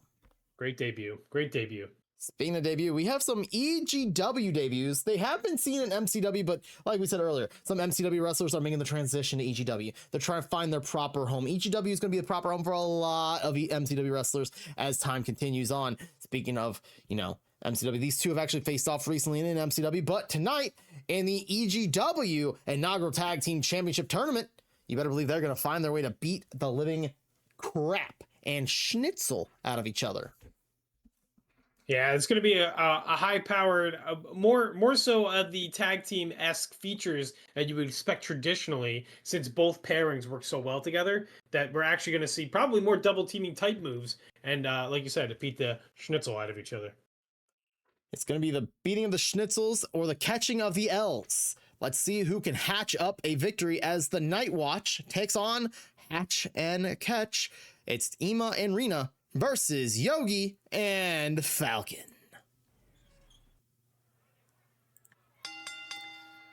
The following tag team match is scheduled for one fall and is a round one of the inaugural EGW Tag Team Championship Tournament. My frames went to 1,000. Introducing first, all the way from Germany, they are Rena and Ema, the Night Watch. Originally, they were not called the Night Watch. They were called what the Night Watch was in in German. I will not say it, and I will not ask our commentator or our lovely ring announcer to ever say it again because it sounded like he said a very awful word. Dude, you should see how the mealworms feed. Oh, sorry. Yes, the Night Watch making their EGW debut here. Most German words, when I try to say them, all sound like the same word. And I only really know a couple of them. I know Wiedersehen and Dankeschön, and that's the extent of what I know. Most words that I understand end with the word Shane for some reason. Oh, I know like Hallo, Guten Tag, and Schuss. Oh. Oh, and when you sneeze, I tell you Gesundheit. Gesundheit? Well, it doesn't matter how much Gesundheit you throw at me. Rena and Ema are feeling that flow here tonight. Look at them. They're flying. Yeah, looking really they're looking loose out there. It's very nice. Taking flight like the lonely rowlet, flying through the sky as if there's nothing that's going to catch them off guard. Can't be off guard when you're the one that watches, whether in German or in English.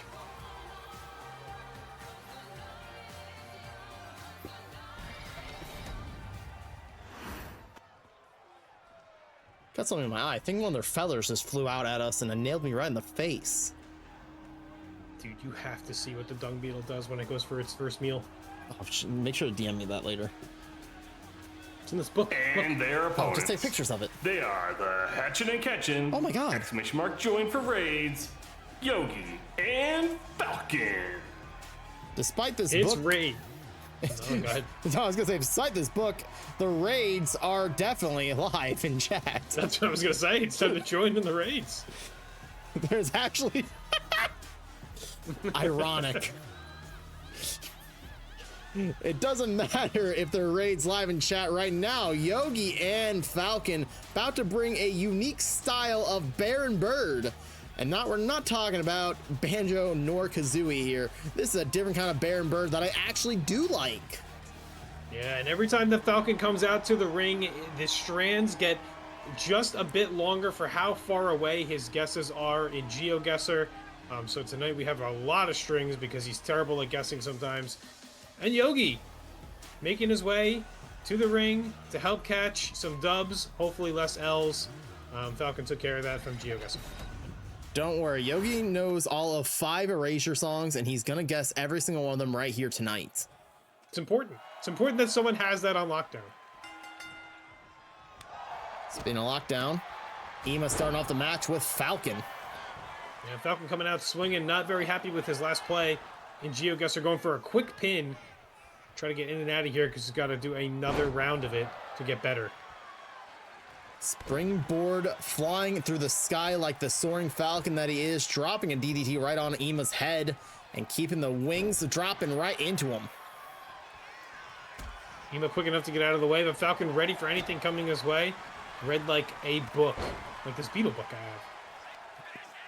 Yo, what is that? What is that beetle doing to that other beetle? Oh my god, is that what I think it is? That is the horn, I think. Okay. Whew, thank God. Yeah. I asked Straight Silver about the horn. Oh, how did he respond? He threw ass. Oh.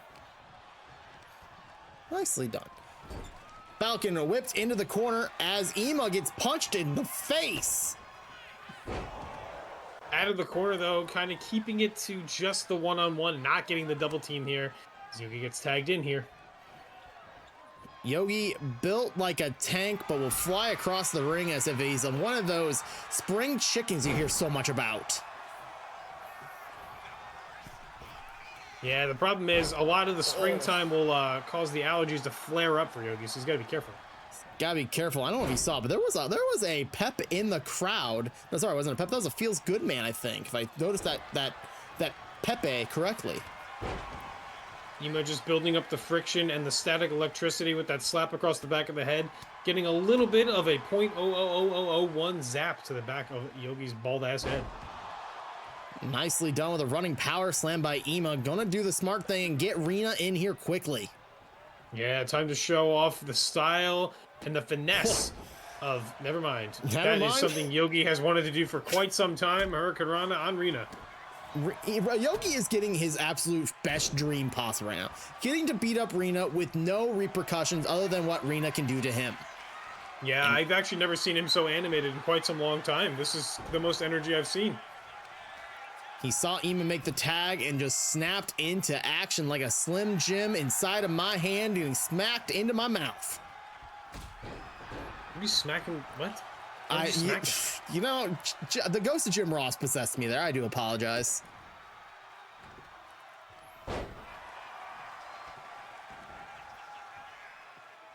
Yogi. The damage being poured on here by Yogi. Oh, Missing completely there. This guy's going to be out of commission for a bit. landed hard on the back of his head. I thought he was going to go tag Falcon. I was like, oh, he's out of here. He's done with He's it. going beelining.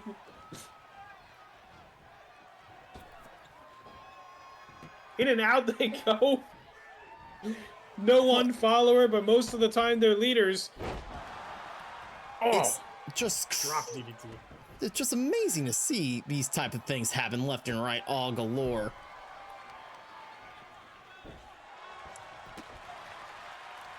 Rina utilizing the leg power that she contains, being 4'1", not the tallest competitor, but you know, still a bit of strength, able to hold her own. Able to hold her own as she twists that arm and slams it down hard. Frog splash across the back. Another impactful move as Yogi rips down and kind of tornadoes that leg, trying to take the lower body and effectiveness away from Rina. Bit of a Death Valley driver there as Falcon makes the tag to come on in. Falcon ready to spread his wings and fly, dropping a kick right across the throat of Rina.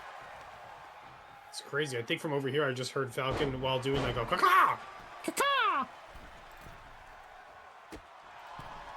Oh my lord! So rude. Misses the drop kick. Sweeping the leg of Rina back, even though we got a leg sweep, able to grab Falcon and toss him immediately.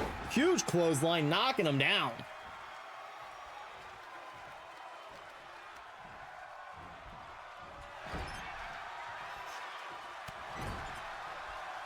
Dangerous play by Falcon.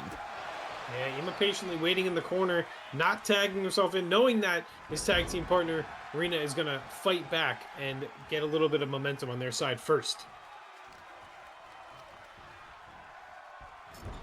Into the corner, we might see it happen now. Now we're gonna see it. Here's the tag. The Germans are gonna schnitzel him up. A power of a punch into the midsection, and the teamwork working pretty well. As Falcon's up and over, and a blow of the kiss. Ooh, a little bit spicy. The sassiness of Ema as he drop kicks Yogi.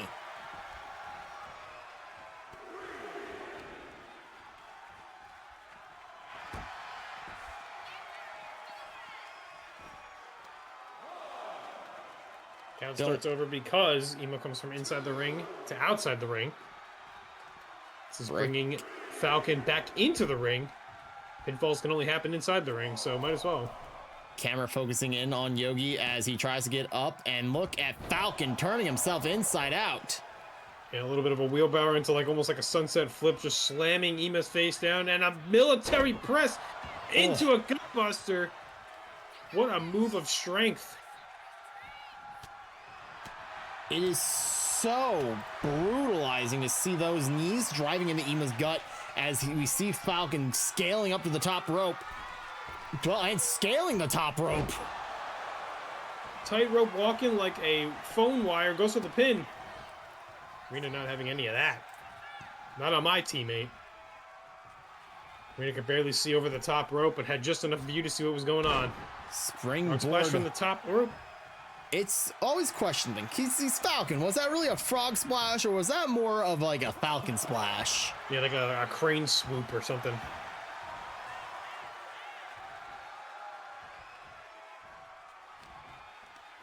I don't think any of these Beatles can do that.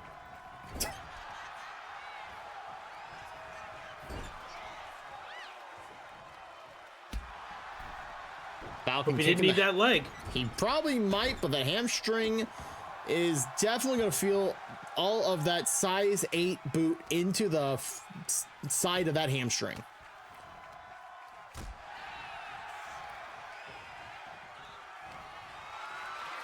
And sizing Falcon up, trying to get a little bit of momentum back for their team, but Falcon reversing it.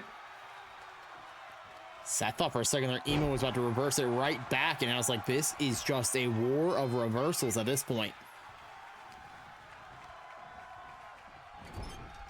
Into the corner goes Ema, and the tag is made. Fresh Yogi coming back into the ring. Blockbuster into a kick to the spine. Yogi slapping his head, and Rena, well, poor Rena. I think that's what he wanted, to be honest with you.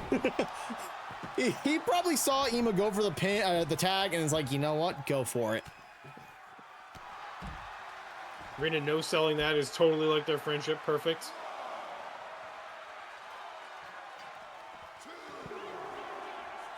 Oh, misses the standing moonsault.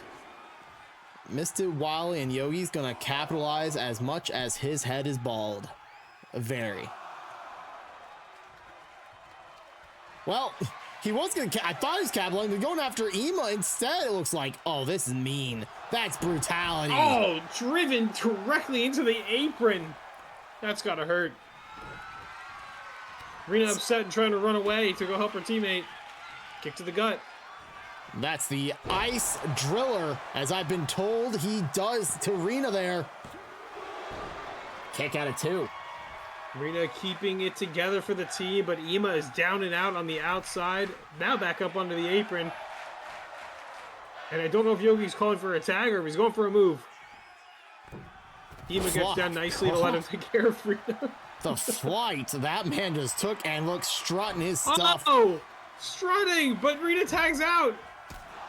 This man is good at faking that he's distracted.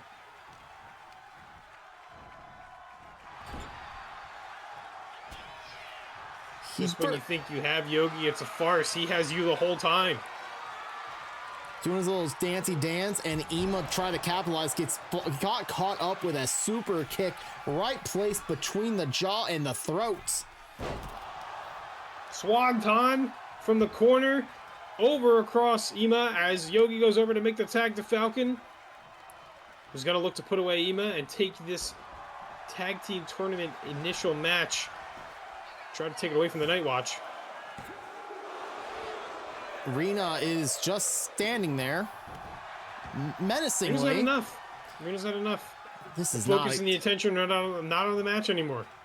This is not a good look for Rena and Ema at this point.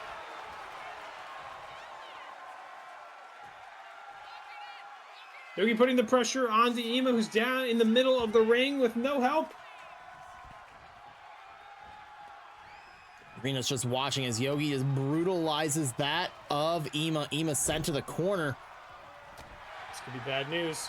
Ema trying to fight his way out. Doing his best. Nicely done at turning him inside out for what's known as a broken arrow. Going for the pin. Referee can't find a spot.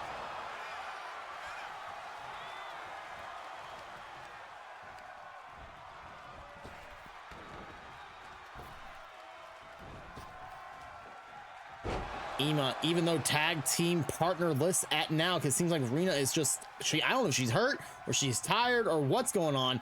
Having this 2-on-1 situation is not ideal for Ema. Rena has found a nice spot to kind of just chill, but Ema with the springboard cutter. He calls that the just injection. A 2 count. Ema gets out of the way. Falcon drops the elbow onto his tag team partner as Ema now puts the pressure back on Falcon to get him out of this ring. To the side he goes. Back in. Oh, with the destroyer. A Canadian destroyer. The Far East Canadian destroyer absolutely wrecking the head of Ema. Ema still with the wherewithal to kick out there, but how much more does Ema have? Not having a tag team partner in the corner is not doing them any favors. Super kick placed right between the eyes. Rena's just stretching out there. You see, she's doing the hip twist, trying to like stretch her back out. I think Rena thinks that she is a manager at this point now. A big problem when the Falcon Wing hits hard onto Ema. Right where he wants him, walks the tightrope. Huge elbow dropped into the chest to pin. Birds do love themselves some phone wires, don't they? He's just imitating a pigeon at this point. Ema doesn't want to quit, even though it's a 2-on-1 handicap match at this point. Ema is doing everything that he can to try to make it out of here with the dub. Ema is known for resilience, and he is taking the fight to both of Hatch and Catch. Huge clothesline from out of the ring inside. Ema still full of fight and prosperity. Oh, the big slap! Connecting right across the chin. Yogi's back up on the apron, but not coming in. Yogi knows his Not tag enough team behind partner. that slap, maybe. He knows his tag team partner well enough, knows that a little slap isn't going to be enough to keep him down.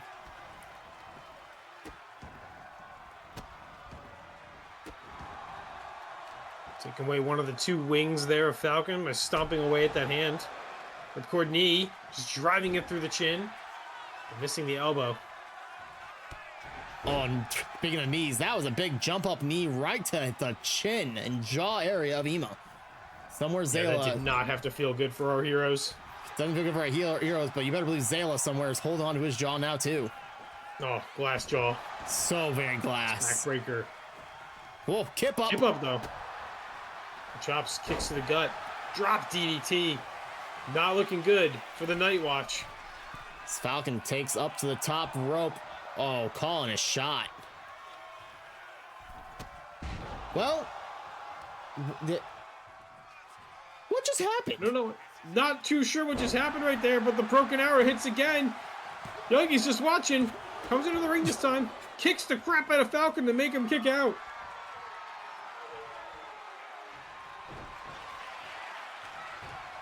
Dragging legs through, taking Ema down. Marina can only just watch in fear and angst and anxiety as it is a 2-on-1 handicap match sanctioned by EGW. Oh, wait. Never mind. It says it's a tag team match. And Rita is back on the apron. Ladies and gentlemen. She just snapped back. She's back, baby. She's back.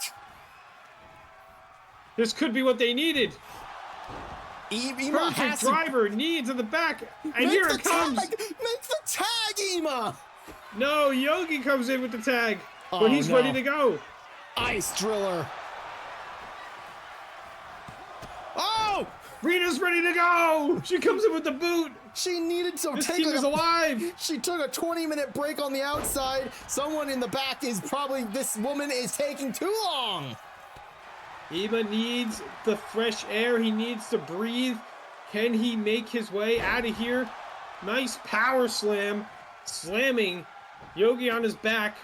Can we make the tag?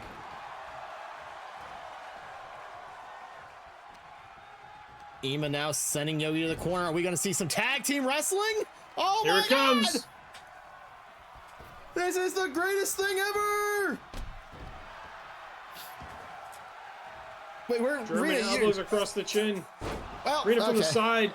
4'1" and the legs can't reach. Rita went out to the apron. I thought she was tagging Ema in for a second there. Oh, Nightwing! Packaged up.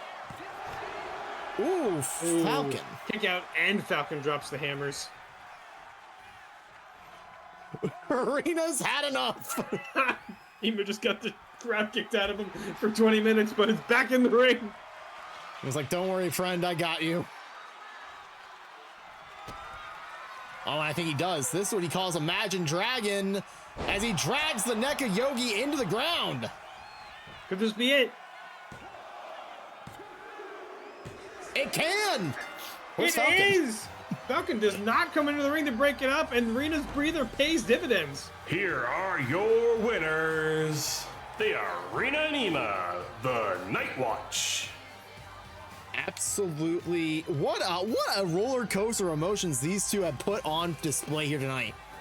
Oh, an absolute display of guts, grit, determination by Ema, and Rena was there as well in the match, I think. But man, what a performance from this tag team. Electric stuff out of Ema. Hatch and catch going down in this tournament. It was just one of those things where Rena took that breather for 20 minutes, and at the end of the day, paid off. You know, she knew her body better than anyone, and good for her. Good for her.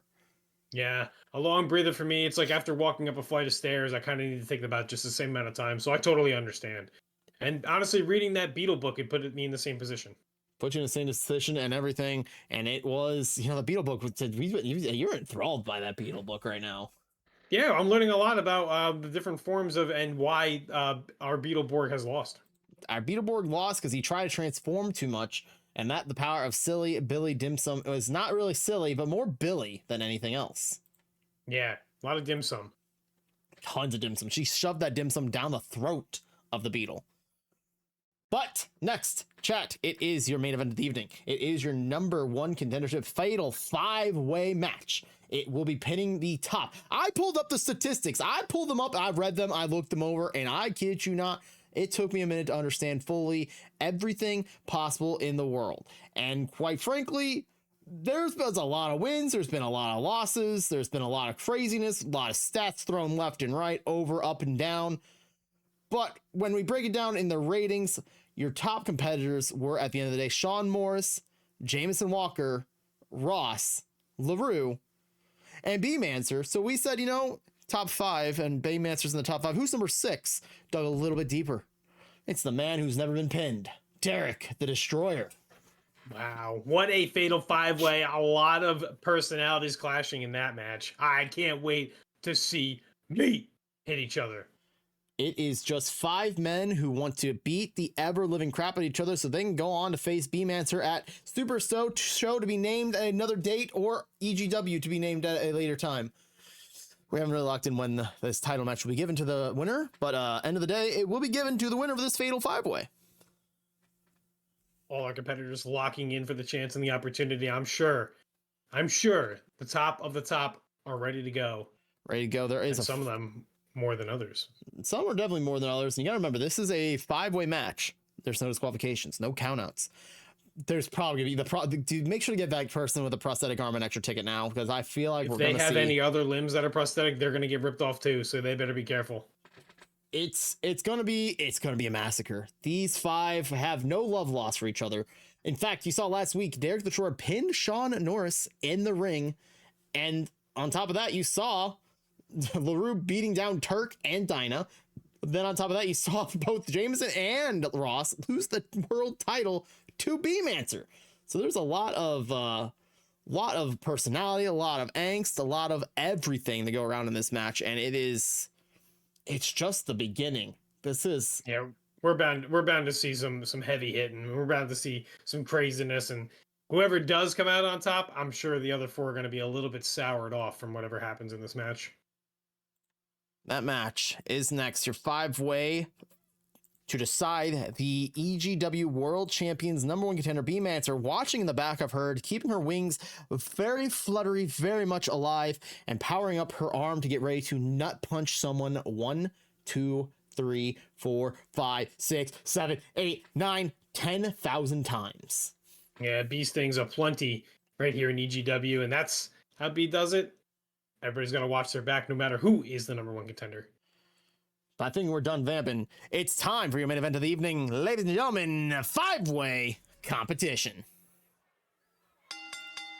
The following 5-way match is scheduled for one fall and is your main event of the evening for the number 1 contendership for the EGW World Championship. Introducing first, he is Jameson Walker. Jameson seems a little doesn't seem that he's too deflated after losing last week, not becoming the world champion after yet another controversial loss for that title. Yeah, one thing about Jameson is no matter what happens, he does keep his head on his shoulders. He correctly is always looking forward.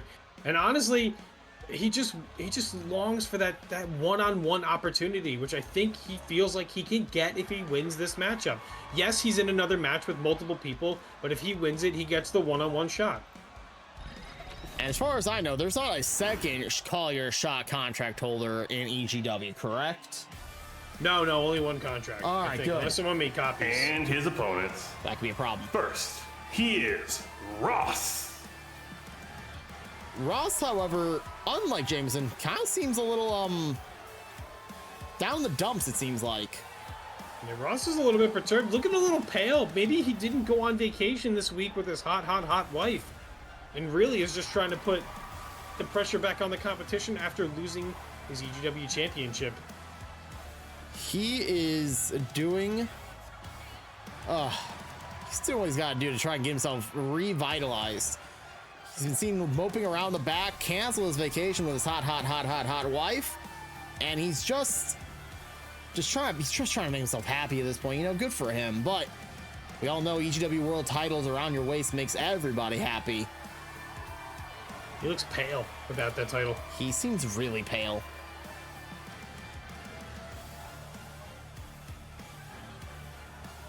Pale, a little bruised in the face, a little dampened in the waist. He's damp. He must have been around Pep. He was around Pep. He's around Pep, and he definitely was around Straight Silver, I heard.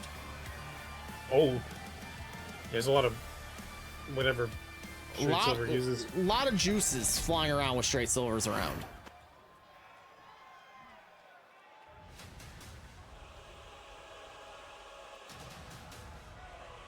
Now this is to be interesting. As you all know, I'm standing. I'm standing up. My acknowledged finger is up. You better believe that this guy right here could be the very first time in EGW history, short history and all, but still first time in history, to become a double champion.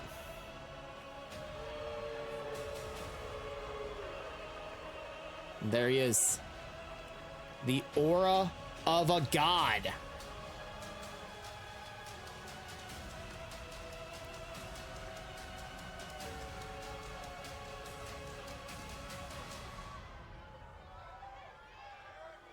Next, he is your Tribal Lunchbox, your EGMCW champion.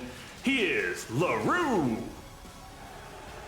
Fingers What's up, chat. Acknowledge your Tribal Lunchbox. Adorning the EGMCW championship, he is ready for extra gold and to be the first repeat EGW champion. More gold around his waist means the lunchbox fills up. With the lunchbox full, he can go get lunch and dinner for days. One thing you have to understand, coming up shortly, not this upcoming Saturday, but the following Saturday, the EGMCW Championship is on the line at MCW Pandemonium. The Professor of Pep, Professor Jolty himself, faces off against LaRue in a no-holds-barred match. It's going to be brutality. It's going to be unsanctioned. Well, it has to be sanctioned for that EGMCW Championship. But can the Pep dethrone the master of just aura? The acknowledged one, as they call him. Oh, I'm acknowledging.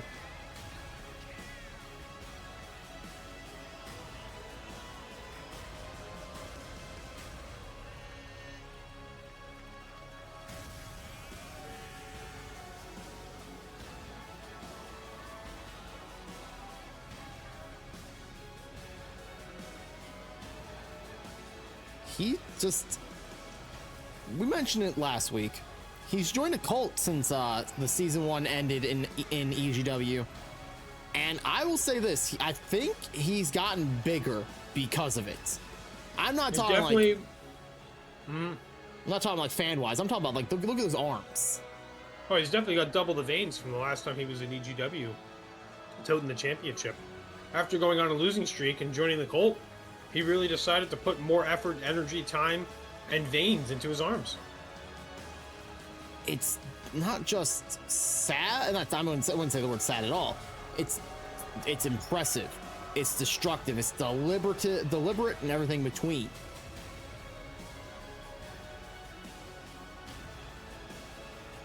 Well, when you've got nothing else to lose and you want to gain all the rest, you do what you can to make yourself the absolute best.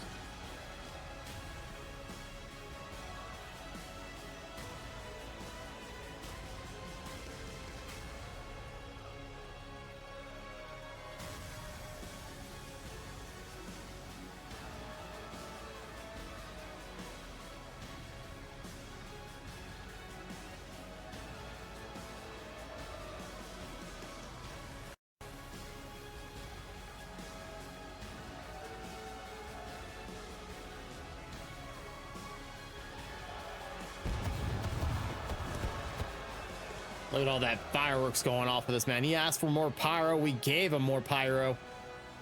Sin would never do that. Sin thinks the money would come out of his pocket, but people were paying into it. This is a very much a wealthy promotion if you find a way to spend the money correctly.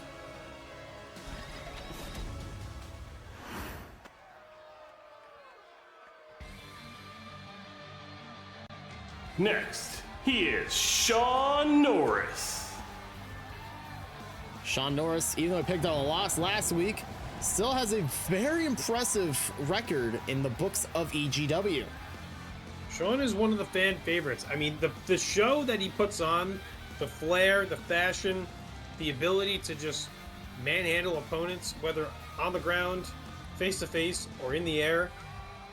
Sean has got what it takes to be the EGW champion. He just needs to reach that pinnacle by winning this match here tonight.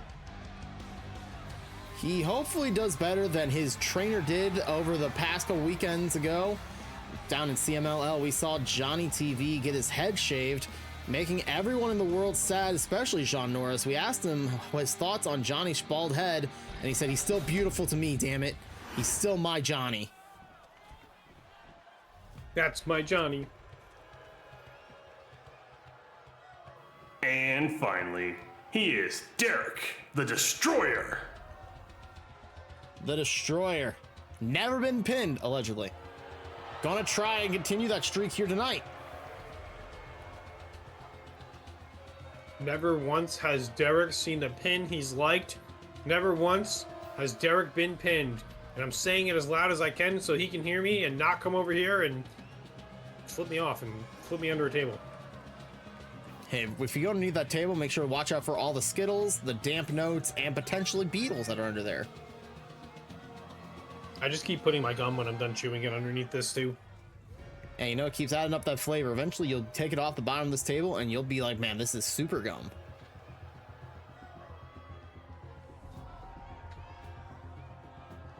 He's just silently, well, now he's yelling. He's yelling loudly. What is he saying? That was just him grunting, I think. Oh, no wonder I couldn't understand it.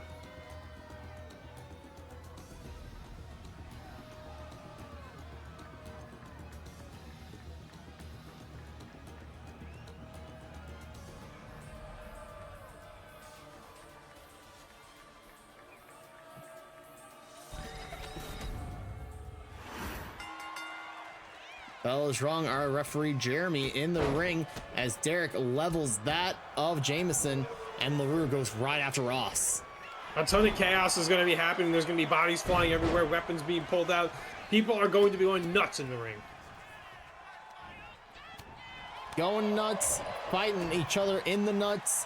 LaRue getting punched in the face. Sean being chucked out of the ring.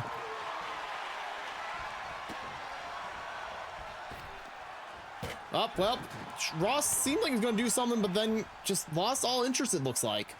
Yeah, he gets cut off, and Jameson taking advantage of that, a little bit of discrepancy, and a huge spinning corkscrew splash, tumble through.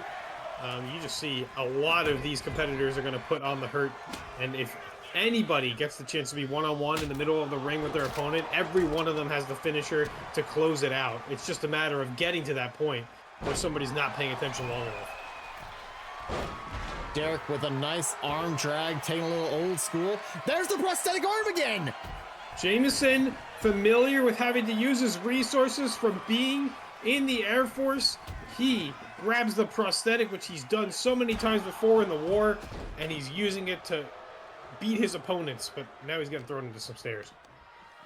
Thrown in the stairs, now we are seeing Derek kicking away at Ross in multiple different areas.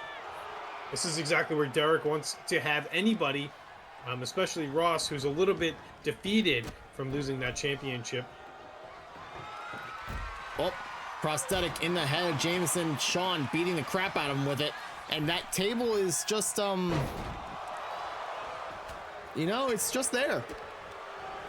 Another doorway to maybe straight silver behind it, but we're not too sure, and we don't kind of want to find out. We just want to see if someone's going to go through it, to be honest. Missing that Superman punch, that Spartan punch, and a coffin drop from the side. So quick is Derek, and never being pinned will do that for you. It's a oh, he's got 2 targets in the ring currently.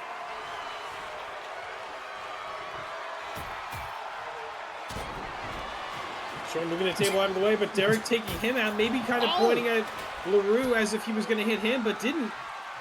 I don't know if you saw that, but Jameson just shattered a light tube over the head of Ross, who just got enraged and attacked Jameson. A brawl between the 3 going on the outside, but LaRue kind of working on Derek a little bit. Maybe could take advantage here to spear in the middle of the ring. Shoots the leg.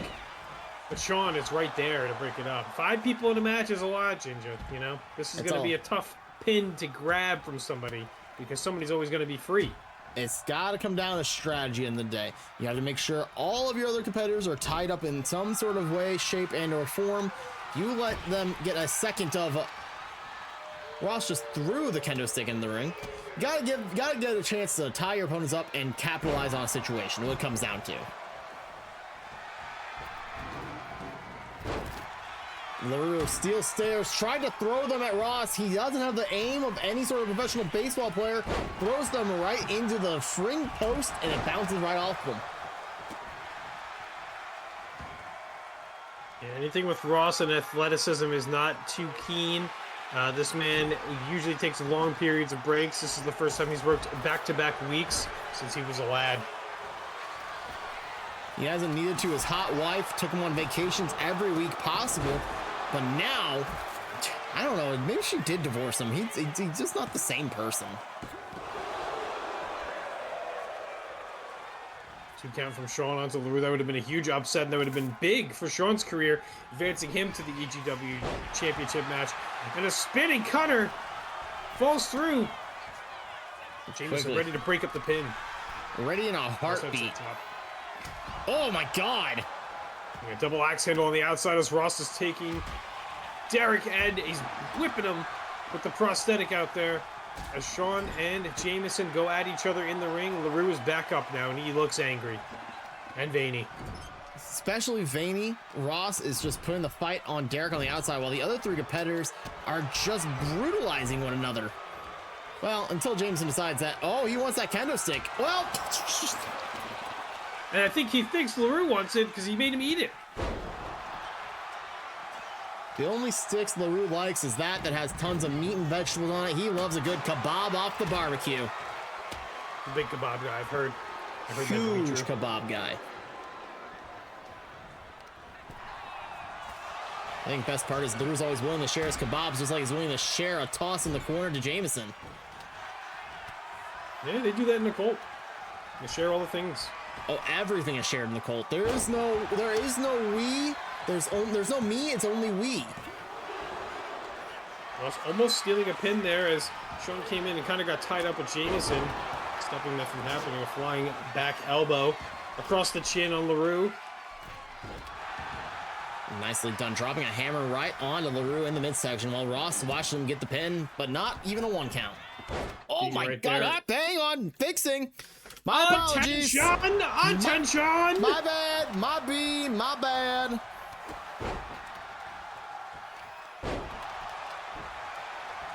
Sunset flip bomb out there as Ross rolls to the outside. 4 people left in the ring. The prosthetic across the head of Jameson and across the head of Sean as he throws it away. LaRue with a big hit. Goes for the pin.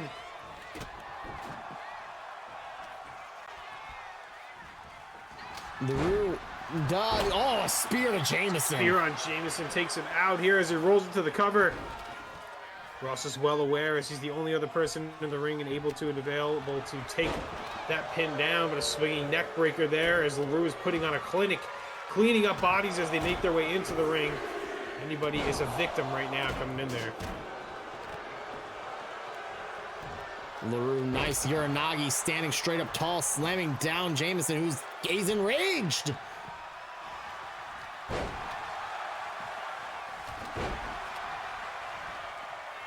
Jameson and Ross alone in the ring. This is not where any of the other competitors want to be. They don't want just 2 people alone because then the pin can come. That driving headbutt across the chest. Kick out of 2. Just enough to kick out. Oh! Sean took a light tube to the head of LaRue. Shattered pieces of glass all around on the outside as multiple light tubes now have been used. Jameson is sprawled out with Ross staring him down, picking up that prosthetic, driving across the elbow, rolling him over for the pin. They're alone in the ring. Sean noticing he's, not fast enough. Neither is LaRue, but kick out of 2 by Jameson.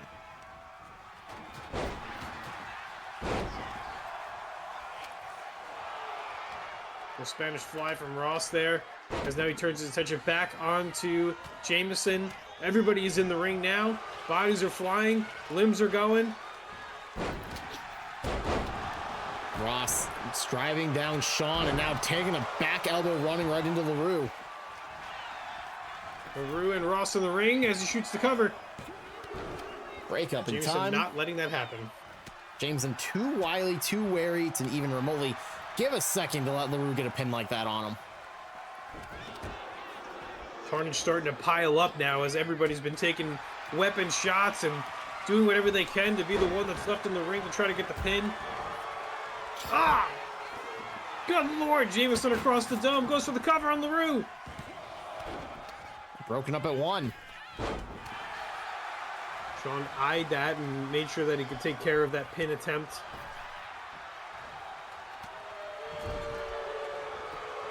The crowd goes booing.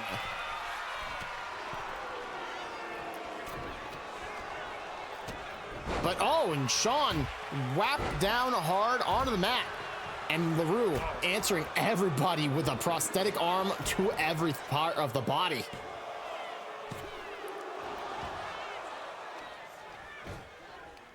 Pinfall attempts are getting closer now. Our superstars are running out of energy, and it is becoming apparent that some of our Superman punch on Sean. Sean might be out cold from that one. We're getting caught with an elbow there. Oh, well, table was set up for a half a second. I think it just unfolded itself. Look at that walk-up drop kick. Shoots the cover.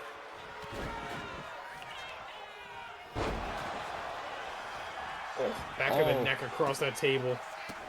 Roll up by Ross, not even a 1 count. Oh, did LaRue just get low blowed or? We're kind of just standing out there, taking the pain. I think he got low blowed, and I think this is his reaction.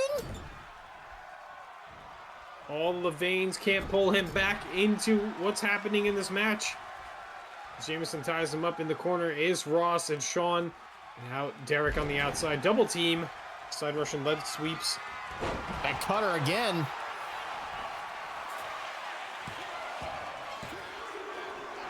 Oh. Almost a 3 count. Oh my gosh. Busted open is now Derek. That prosthetic has seen so much blood, it's starting to become a hazard, like an actual chemical hazard. Ross almost stealing the pin there with nobody around in the ring, but enough for Sean to kick out. LaRue being sent into the barricade on the outside.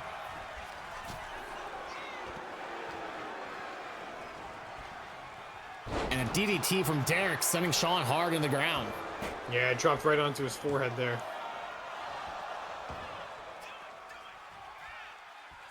LaRue's drawn out on the outside as Jameson looks for maybe some more hardware to bring back into the ring, grabs the kendo stick.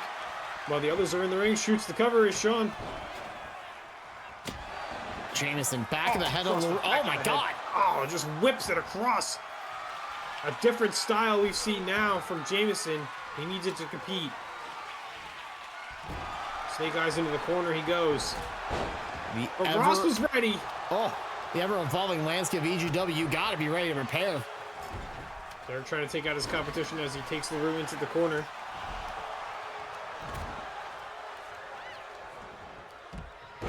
Sit-out powerbomb. Spinning sit-out powerbomb, yeah. Bulldog from Jameson as he shoots the leg for the cover. Ross right there.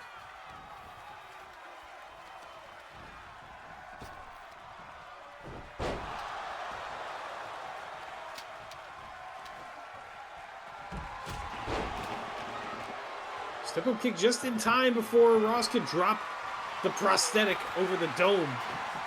Again here of Derek. Derek setting up the table now. Alone in the ring they are. Derek, dangerous when he gets up to that top rope. Oh! What on earth was that? I don't matter what that was. That was the win. That's enough for Derek to claim the #1 contendership.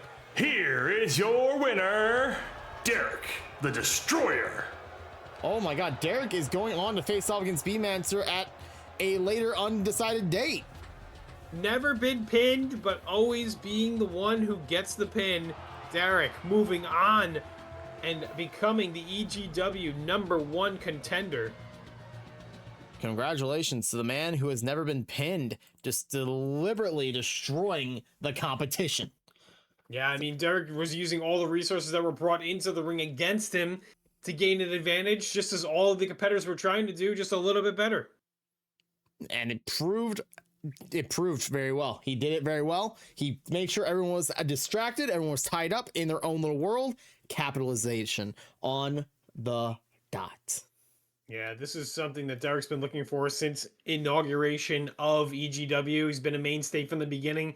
One of the top 5, as you said, competitors, and has been itching for an opportunity. I'm not going to interview him because he hates me, but I mean, you want to talk to him. I might have a chance to talk to him backstage. You never know. We'll see what Derek's got to say about that victory and how he's going to handle Beatmancer in the future. Oh, for sure. He's just got to watch out for the bee stings. Well, of course, that's the main focus. If you dodge a bee sting, you can dodge a ball. That's how it goes, Yeah, that's what the Beetle was doing. That's true. But chat, that is it for this week's EGW. Next week, expect another impactful night of matches. I can give you guys a little bit of rundown of a few of those matches right now. We have ourselves El Scapo in action against Ema. In triple threat action, you'll see Audio make his debut. You'll see Sierra make her debut. You'll see Sora make his debut. On top of that, you'll see round 1 match of the EGW Tag Team Tournament. It's Slayer and Casual teaming up to take on 1N and Lucor. On top of that, you will see an almighty beatdown brawl when 1N... Oh, sorry, reading the wrong thing. Wrong day. When you see that of Zayla take on the Ghastly Grimstone. We have other matches, but I'm not going to announce them right now because I don't feel like it. We're finalized a couple things. Let's just put it this way. The tag team tournament has been very fire, but there's been two huge upsets that a lot of EGW fans have reached out and said, man, it's upsetting that the Great Minds and Chubby Bunnies have been eliminated. And I agree. I've been talking left and forth, back and right, talking to the creative backstage saying, hey, how can we make this right? How can we do them good? And they said there's only one way to be fair. And fair is fair and fair is fair. If we give the Chubby Bunnies and we give the Great Minds a second chance, we have to give Hatch and Catch a second chance and Timbo and Turk a second chance. Next week, in your main event, it will be a fatal 4-way tag team round 1 last chance ladder match to get one of the coveted 8 spots in the quarterfinals. It's quarterfinals, not semifinals. Last chance for these 4 teams. Who will capitalize and who's going home? There was one match I didn't announce, but that's because I accidentally double booked somebody again. That's my bad. I've got to stop doing that. But yeah, that's it. Thank you guys so much for hanging out tonight. Thanks for hanging, chat. Appreciate y'all. Thanks for sticking around, for watching all the debuts and all the high-flying action and having fun with us. Appreciate y'all.